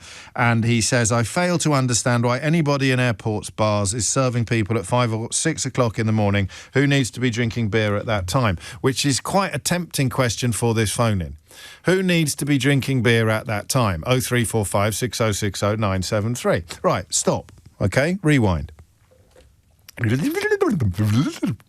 Say, James, get over yourself. It's just a bit of fun. I don't really do it myself, but what's the problem? Some people like to start their holiday early. Nothing nicer than... Have you ever had your flight disrupted by someone who was drunk? Yes. Would you like to change your mind about whether or not they should be serving alcohol on planes at 9 o'clock, at airports at 9 o'clock in the morning? Yes. Perhaps I would, actually. And that, because it's almost as if I know what I'm doing, is the second way into this story. So question number one, persuade me that it's not. What's a nice word you can use that isn't too pejorative or class-based? Persuade me that it's not vulgar. There you go, vulgar. Much better than the ch word. Persuade me that it's not vulgar to have a drink at the airport. Unless I'm going to give you dispensations. You can add to the list of dispensations if you want. Stags, hens, football fans and golfers. All right? That's what I've got at the moment. You can all have a drink at the airport in the morning because it's a special occasion. For everybody else, no. No, not good. No, persuade me that it's not vulgar. 0345 6060 973. Not making light of any serious experiences that you've had, but what made you realise that it is actually a much more serious issue than you previously thought? Your sort of Michael O'Leary moment. Your ruined flight or your disrupted holiday that must have been attributable to the fact that people were getting tanked up before they even got on the plane. And I've never had it, never experienced it. And you know, one plane a day, they say, gets disrupted as a consequence of passenger behaviour. It won't all be alcohol related, and I don't know how many planes a day take off, but that's not that many, albeit that it's only one airline. I don't know how many Ryanair planes a day take to the skies, but almost one a day has to come straight back down again. Stop serving alcohol at airports before ordinary licensing hours. What's not to like? I'm just going to do a quick count. What do you think about it? Would you ever have a pint at the airport at night? No. Why would you do it? 0345 6060 973. Oh, I've got another dispensation as well. Bloody Marys. All right, because that's just breakfast. No, I'm joking. You can't have a Bloody Mary either at the airport. Maybe I am a killjoy. Why? And do you want to get psychological about this? Why do we do it? Oh, man, I've just changed my own position on this by remembering Bloody Marys. I don't think I've ever had a Bloody Mary at the airport, but I've certainly had Bloody Marys in circumstances that are considerably closer to breakfast than they are to lunch or dinner. And that's what you have on a plane as well, isn't it? You get the tomato juice. I think it came up on Mystery Hour. It does something to your blood pressure or something, and it's good for... Don't at me, I can't remember. So, why do we do it? Is it vulgar? And therefore, should it be... Well, actually, you can't ban things just because they're vulgar. Why do we do it? Is it vulgar? Do you agree with Michael O'Leary that airports shouldn't be able to serve alcohol when the pub round the corner isn't allowed to? So we'd go to we go to normal, possibly shut a bit later, but open at the normal time. Or killjoy. So it's vulgar or killjoy, really, isn't it, this? Vulgar or killjoy with a side order of psychology.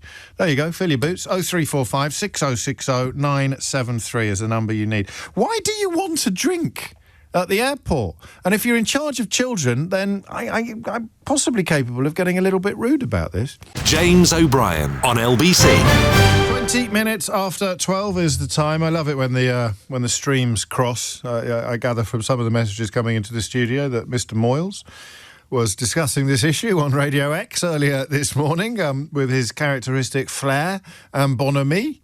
We will find out, no doubt, what he had to say on the subject shortly. But what I want to know first is why? And I might be on a hiding to nothing here. Some people love it when I'm on a hiding to nothing. I am not one of them. So why do we do it, and should we ban it? 0345 60609. If you just tuned in, I'm not telling you what we're talking about. All right? Why do we do it, and should we ban it? 0345 6060973. And I'd like, Nick and Alan are up first. If you can, Nick and Alan, I'd like you to try, and this is going to be quite a big challenge, I'd like you to try to deliver your contribution without actually giving away what it is that we're talking about. So you are both here, Nick, first, and Alan, to answer the question, why do we do it, and should we ban it? But don't give away what we're talking about for the benefit of anyone that's just tuned in. Let's keep them in the dark. Nick's in Manchester. Nick, what do you reckon? Oh, your producer said nothing about this. Why do we do it, Nick? Why do we do it? We do it because it's not something that a lot of people do all the time. Oh. It's a bit of a buzz, an exciting time, an exciting experience for whatever it is we're talking about. Yeah. Therefore, they feel compelled to celebrate this. I feel that by banning it, those people will be compelled to go to other premises. I don't want to say what they are at the particular place in which we're speaking about to get their own products so they can enjoy it, not in the bars, but by themselves, maybe with just some yeah, that's, I mean, in a way, that second element of your conversation made your job much harder. So yeah. I'm not just going to shout, yes, but should we ban it at you? Because you've kind of already answered that question. But I mean, you know, there's got to be more to the answer to why do we do it. There's lots of things I never do. Morris dancing, for example. I don't arrive at the airport on the first day of my holiday and say, oh, I never Morris dance. I'm just going to do a little bit of Morris dancing. It enhances the experience. Does it, though? How do you know Morris dancing doesn't? I've tried Morris dancing. It certainly would. But I feel like... Everyone's doing me out like a kipper today. That's you and Dale. 2 for 2. Your vodka martini experience, you said, was something that you enjoyed and is memorable when you nothing to do with the subject that we're discussing, but it was a very nice experience at Washington Airport. Well, I don't know how well that went. Thank you, Nick. Great contribution. My stupid game perhaps was a little... Well, I'm going to insist that Alan plays it as well. Alan's in Liverpool. Why do we do it, Alan, and should we ban it? Well, the thing is, James, my beautiful, beloved wife and I have been together for 18 years and married for 16. Congratulations. And we've never done it yet. Wow. Whatever? Nope. In all those years together? No. And the thing is, 13 weeks and 2 days ago, I had a cabbage. Now, you might or might not remember that the night before my cabbage, I sent you a little note on Blue Sky saying that I'm having a cabbage tomorrow, which stands for cardiac. I do remember that. Yes, I do. God, I thought I was pushing the boundaries of radio during the course of this conversation. You just entirely destroyed them. I do, and I sent you a message of goodwill, and a lot of people joined in, and it went well. All went well. It was going to be a triple, ended up with a double. Fantastic. Because he didn't think the third one was worth it. Okay, that's good. So, and because of that, we decided to actually go for it, and we're doing it for the first time. So when are you off? Off? 1st of August. Oh, 1st of August. And after 18 years together and 16 years of marriage, on the 1st of August, you will be doing it for the first time? Indeed. Well, I bet I can't know your answer to the next question then. Should they ban it, Alan? No! More than one. If you do it more than once. Yeah. At one instance, then they should. Yeah, but who's keeping count? But then afterwards, you just have a nice coffee and a smoke. Not in the airport, you don't. Oh, congratulations on all of that. And well played. No, well played as well. What time is it on the 1st of August? Do we know roughly? It's 5:45 in the morning, so probably anything from 3:30 onwards. Good grief! Yeah, you're really going in there, making up for lost time there. 18 years without a sniff, and then going all in at 4 o'clock in the morning on the 1st of August. And obviously, Alan, very much of the view that you shouldn't ban it. But possibly we should think about having a cap. 25 minutes after 12 is the time. Ken's in Manchester. Ken, why do we do it and should we ban it? And we do it because we have very little self-control and regulation. Yeah, I think that's true, isn't it? Alcohol consumption. Yeah, okay, there we go. The game's over. Ken's got... My apologies. I mean, yeah, my apologies. But we have very little self-control when it comes to the sort of regulation of ourselves when it comes to that. And the holiday... people talk about alcohol being an inhibition loosener, but a holiday loosens your inhibitions as well. So you kind of... The mood is coming upon you. You're walking past thinking, who the hell has a pint at 9 o'clock in the morning? Oh, hang on a minute. I do. Now, I think it's people, especially, like you said, the inhibitions get loosened when it comes to a holiday, and people instantly change their behaviours because, well, I'm on holiday, but there's no harm in me having one at 9 o'clock in the morning, 6 o'clock in the morning. I don't necessarily agree, but I've seen the negative side of alcohol throughout my life, and I don't want to see, it is what it is. But I was on a stag recently, and I was flying at 9 a.m., which was fine, and I had a coffee. Yeah. While my compatriots had multiple pints, and I was, pressured, have a pint. I was like, no. 9 o'clock in the morning, I'd rather have a coffee. I'm still a bit tired. Yes, of course. I'll have my first pint when we get there at 1. That's a nicer pint. It's a nicer pint. Well, exactly. And then the first night, people were written off by 9 p.m. where I was just getting going. Yeah. So yeah, it ruins then the first sort of day. And unfortunately, it's. I think so. I mean, because it might seem like a wonderful idea at the time. Yeah. And if you're long haul, I suppose it's a different kettle of fish altogether, isn't it? But if you're not long haul, then when you get off the plane, you're probably going to regret it.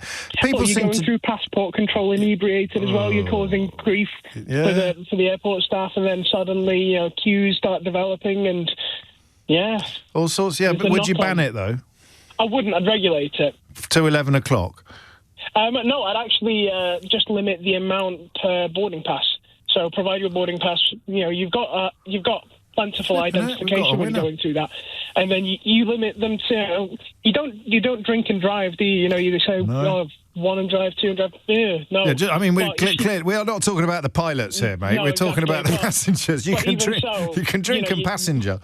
Yeah, precisely. But you limit it to 2 or 3 drinks per boarding pass. You provide your passport and boarding pass, and then you can have your 2-3 pints. You're not going to be of a state of inebriation where you're going to cause undue behaviour. So would you know? I mean, we're having quite a lot. Well, I am anyway. I hope everyone else is having as much fun as I am. and we're covering. And you've made some really substantive points. There is a broad consensus that the current situation is suboptimal. That things could be improved. So an outright ban, perhaps not. Yeah, it's too far and too authoritarian when it comes to it. People still need to have the right to choose what to drink and do as they please. However, there needs to be some form of regulation to then stop people being... You would think so, wouldn't you? Yeah, it would make sense, given especially that it's so traceable with the amount of identification and things that you have in those areas. Yeah, and I don't think we file it under the, why are you punishing people who've not done anything wrong for the transgressions of people who have? Because if you can have a couple of pints, then someone who can have 5 pints and not cause any bother isn't going to feel unduly discriminated against, I don't think. No. At least I hope precisely. Not. Nice one, Ken. Stay safe, of course. No, take care. And don't worry about spoiling the game for everybody else. It could have happened to anybody. Darius, for one, will be delighted that you did, because he texted me just before you came on and wrote, James, I'm begging you, what are you talking about? Well, we're just asking, why do we do it, Darius, and should it be banned?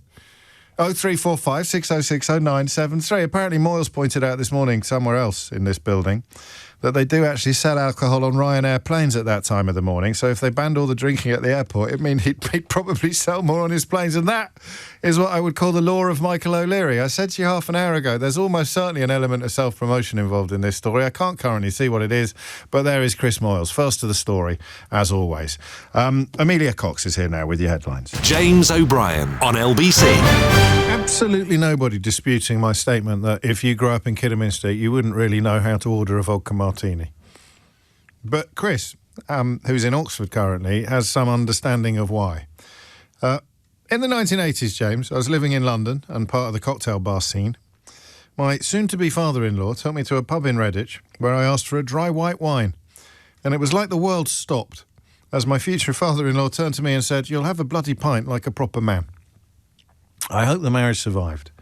I really do. But I know, I mean, Redditch is just up the road from Kidderminster. It's not going to be confined to the West Midlands, this. But, I mean, when and how did you discover? You wouldn't order it in a pub anyway. In fact, there's very few places you can order a vodka martini with confidence. But American airports serve some of the finest cocktails in the world. So how have I ended up arguing that Michael O'Leary is right and airports should be prevented from serving alcohol? Answer, well, until opening time, until normal opening time. And actually, would you permit a brief digression before I go to Sarah and then Taff? I haven't been home for a while, just for about 5 weeks or something. I think I'll probably head up this weekend, all being well. But from what I can tell on Facebook, Kidderminster, and you will correct me if I'm wrong, is undergoing a magnificent resurgence at the moment. Not least as a music destination, a music venue. So they've redone the town hall. This is a bit niche, I fully appreciate. If you're listening to this in Ulaanbaatar or indeed in Glasgow, it's not going to necessarily be buttering your parsnips. But I am toying with the idea of dipping a toe into questions of Opidian regeneration, which is like urban regeneration, but for towns instead of cities. I may have just invented that word, but I don't think I did.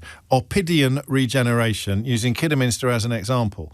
Because from what I can tell, not only has the reopening of Kidderminster Town Hall seen all manner of quality acts booked to appear there, including, I think, Susie Dent is there this weekend, and Hal Cruttenden, another previous guest on Full Disclosure, is there before the end of the month, and they've got all sorts of musos playing. The magnificent Mike Sanchez is, I'm pretty sure he's on the bill this summer, formerly of the Big Town Playboys, one of the finest live acts you could ever hope to see in the world. You may have seen him supporting Eric Clapton at the Albert Hall and stuff like that, but Mike is Kidderminster born and bred. He'll be there. And there's another couple of venues as well that have opened. I think there's one called The Church that I haven't been to yet. And a couple of pubs that are getting quite big acts in. So either something a bit special is happening in Kidderminster at the moment, or it's always been like that, but no one ever invited me anywhere. I don't know which one it is, but I'm leaning towards the former as opposed to the latter. So I shall report back, if you can bear the tension and suspense, I will report back on Monday on the question of whether or not Kidderminster, who will be playing in the playoff finals on Saturday, but it's up in South Shields and I don't think I can get a ticket. And I went to Southport last season for the final game of the season, which turned out not to be the final game of the season because we fluffed our championship lead at the final hurdle. So not only are Kidderminster Harriers in the playoff finals for the second year in succession, but I think the entire town is undergoing something of a resurgence. But I obviously don't like to deal in anecdotes on this programme and will report back with evidence on Monday. 12:36 is the time. One thing you wouldn't do if you were catching the train to Kidderminster on Saturday morning is have a pint at 9 o'clock at the train station. A, because you're not allowed to, and B, because we don't do that sort of thing, do we? So why do we do it at airports? Sarah's in Frome. Sarah, what would you like to say? I love the name Kidderminster, by the way. It's like a made-up name for a comedy novel. It's beautiful. Do you know, there is something in that, you know? I can't quite remember what it is, but there is something. Someone has made that point. Anyway, carry on. It's not. It's a proper town full of proper people. Oh, it's a lovely name. Go on, then. Anyway, you alerted me earlier when I was making my toast. You said you talked about transition. And yes. that airports, liminal spaces. Yeah. Lovely word, isn't it? And I did a long study in folklore. I've got an MA in the folklore study. Yeah. And liminal places are magical places. And all over Europe, there are horseshoes over doors. And in other countries, they've also got magical amulets because on the threshold, you are neither here nor there. You're neither in nor out. And there is an instinctive feeling that other forces come into play. So I feel it's very natural to have a Prosecco at 10 o'clock in the morning in an airport because I'm in that place where nothing applies. Nothing normal applies. And it's traditional to human nature. Gosh. And so you're almost tempted into it by the liminality of the environment. Because all the rules have gone instinctively, and that's why we have magic amulets against thresholds. Have you ever been removed from a flight, Sarah? No, I do behave myself. Do you know what I was just doing? I was just trying to find the The cultural reference. Someone has used the word Kidderminster for precisely the reason that you identified in a novel or in a comedy type. And I was just trying to find it. Do you know what I found instead? No. So I've got prominent people from Kidderminster. Do you want to hear it? Go on. Robert Plant, the Led Zeppelin lead singer, grew up in Kidderminster and has maintained close ties to the town, including support for Kidderminster College's music programmes. He's a legend of the region. Sir Rowland Hill, born in Kidderminster, he revolutionised communication by introducing the uniform penny post and the penny black postage stamp. Wait for it. James O'Brien, the well-known LBC Radio talk show host and broadcaster, was raised in Kidderminster. Look what you've done for your town. Well known.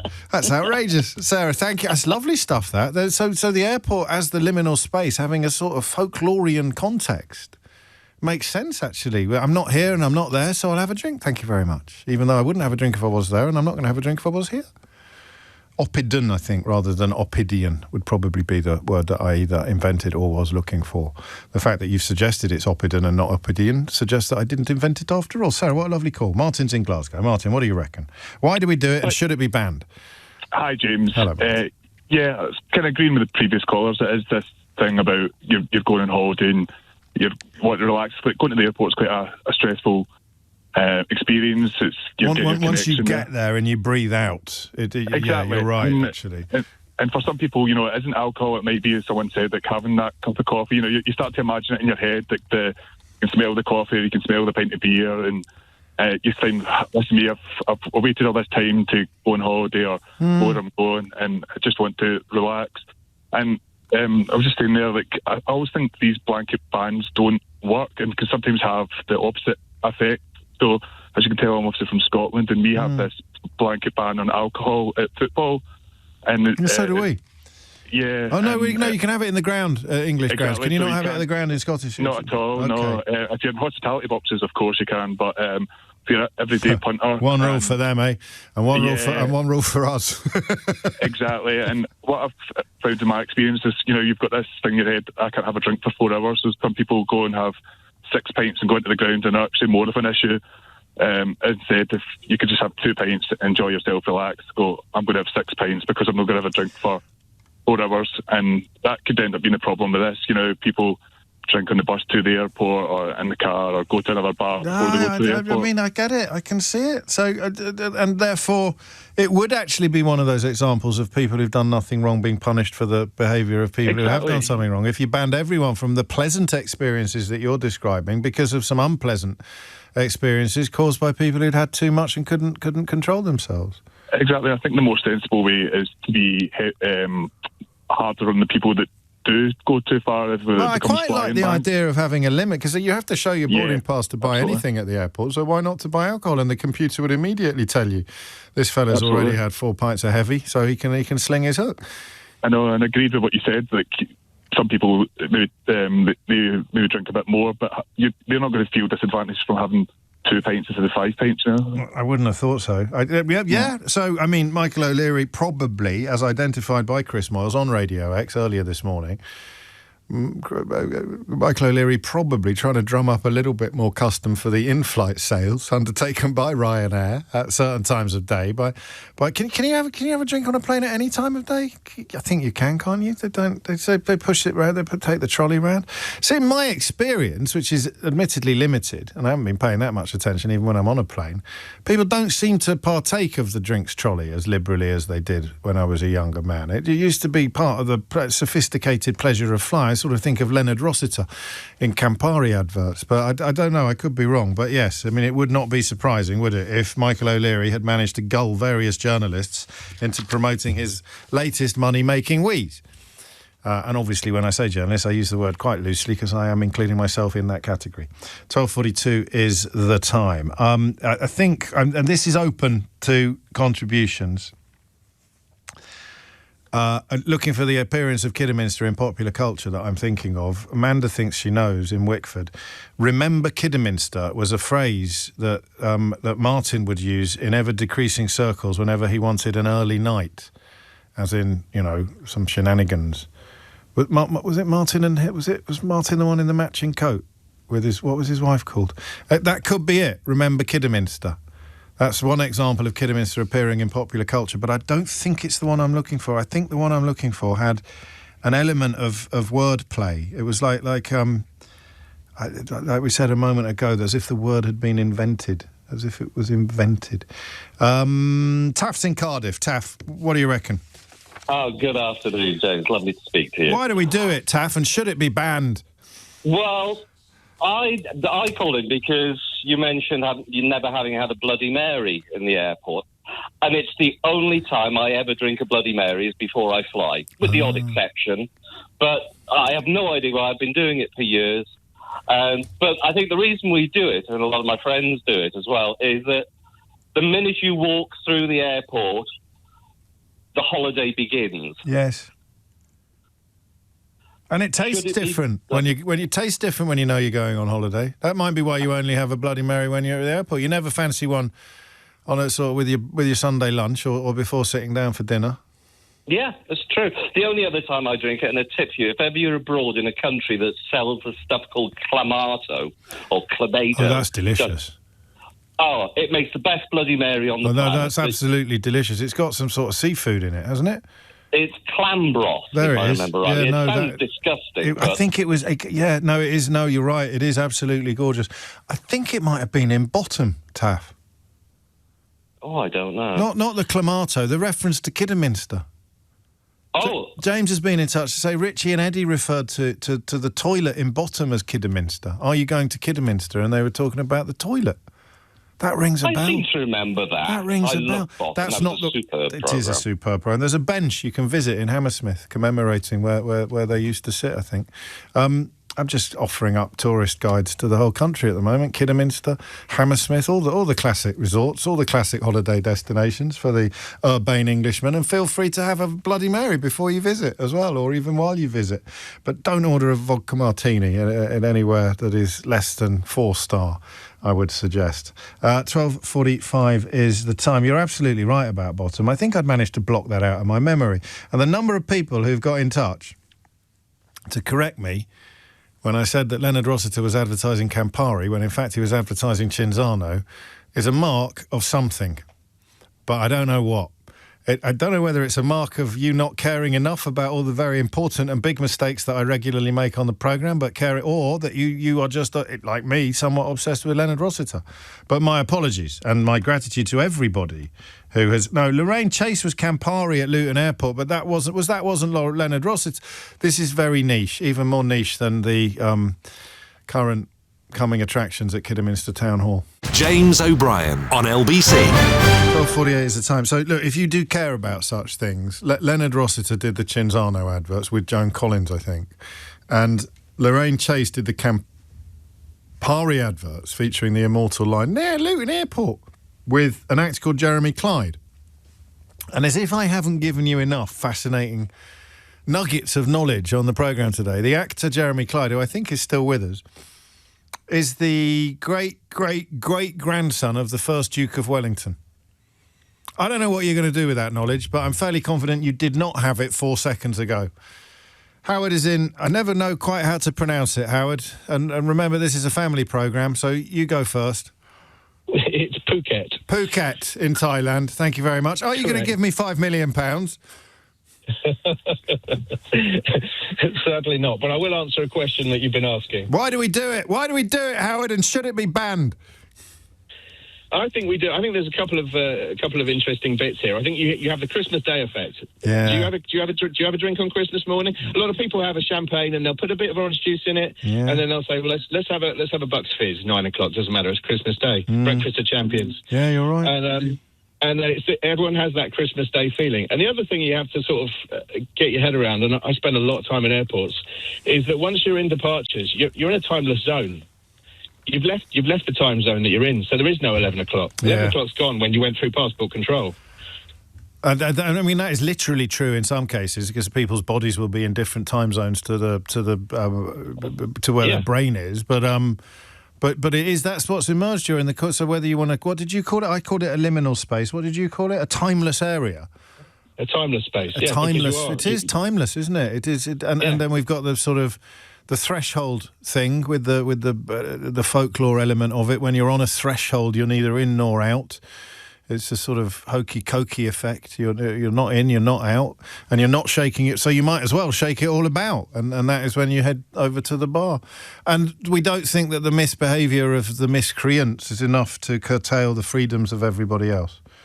I think it's very geosensitive. I mean, one thing I do notice is in Asia, no one's drinking before they get on a plane, but generally in certainly the UK and other parts in Europe, that's definitely an area of the world where people love to get stuck into a pint of export just before they jump on a plane. Yeah, or a Bloody Mary, or a glass of dry white wine. Or a Bloody Mary, indeed. It is, no, and so no one would...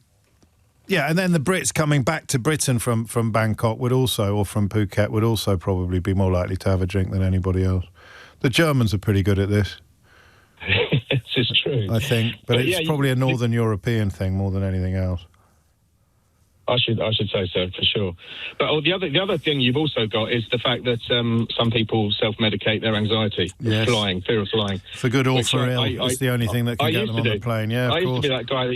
I'd have a drink before I got on the plane because I had a fear of flying, but I've now flown so much that it's like anything. The more you do something, the less scared you are of it. Just takes the edge off, I suppose.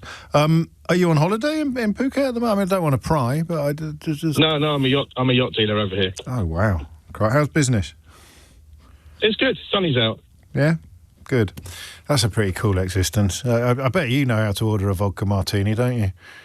We certainly do. That's a yacht dealer. And enjoy you on the drive time over here because that's your time slot. Oh, that's lovely. I shall think of you. That's a glorious idea. Listening to LBC while flogging yachts and having a vodka martini in Phuket. Lovely stuff. Thank you, Howard. It is 12:52. You are listening to James O'Brien on LBC. I've had an absolute nightmare. I don't think anyone's agreed with me. So I am not a killjoy. I'm just very much feeling the impact of having had children for 20 years. We haven't really touched on that element of it. I don't think I'd have a pint if the children were there. And also the fact that I don't know really what the other explanation would be. And Craig has finished the job. He's put the final nail in the coffin in my argument, I think. Why would you exempt stag and hen parties and football fans from not drinking at airports, James? I'd wager that they're going to be the ones that cause the majority of the problems. I mean, I can't remember the last time a subject fell apart this comprehensively, despite me being fairly confident that I had all my ducks in a row. Pete's in Hove. Pete, what made you pick up the phone? First-time caller. Welcome, Nervous. Pete. You've picked your moment. You kept me sane through COVID. First time I discovered you. Thank you very much. What a lovely thing to say. Obviously, we have no way of knowing whether or not you did, in fact, stay sane during COVID. Yeah, I did. Well, I'll have to take your word for that, Pete, in the absence of any corroborating evidence. Carry on. Okay. Yes, me and my partner, we go on holiday quite a lot, and we have to have a drink. Or I don't have to have a drink. We like a nice glass of champagne before we head off. It's just very nice. I'm a nervous flyer. I probably met my partner of 5 years, very, very few times to go on holiday, and my partner Kelly is a mad holiday freak. So I've got to go with her or stay at home. So, Life is good. Life is good. It is good, yeah. Self-employed electrician. He works very hard for the civil service. And you earn your holidays. Do you go to those fancy, like, seafood and champagne bits? We got the sit-up bar, the champagne one, and the first time we went, it was a celebration for our first holiday, so I decided to have a bottle of champagne, and the plane went well, no issues. So you're going to say the plane went without us then? No. It's become a habit as a good luck charm. I like the way, this is inflation, this is. When you came on the show, it was a glass, and by the time I say goodbye to you, it was a bottle. If you stayed there for 10 minutes, you'd have probably done a case. Yes, and we're going to Seville on Sunday, a pick up at 3:15, so we'll be at the airport at Gatwick about 4:15, right? And we will be indulging in our first bottle of champagne. You're going straight whole bottle, first early doors. We pace ourselves because it does get a bit heady drinking that early in the morning, but we're very sensible. We just pace ourselves, make that bottle last. Do you drink it out of a glass or do you pour it on your Weetabix? No breakfast. I don't eat before a flight. I just have a little nice 1 or 2 glasses of champagne. And then do you have a little snooze when you're in the air, or do you stay alert? Do you stay more or less on the ball? I'm listening to the engine, looking out the windows, looking at everybody, making sure everything's okay.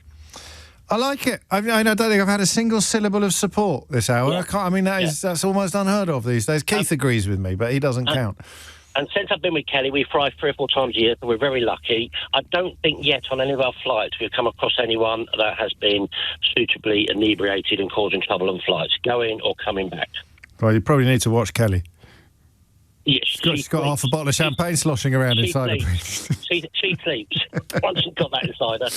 Oh, life is good. Coming up 12:56. Everyone's got a better life than me at the moment. They're hanging out in Phuket, going on 6 holidays a year. I don't know why I bother.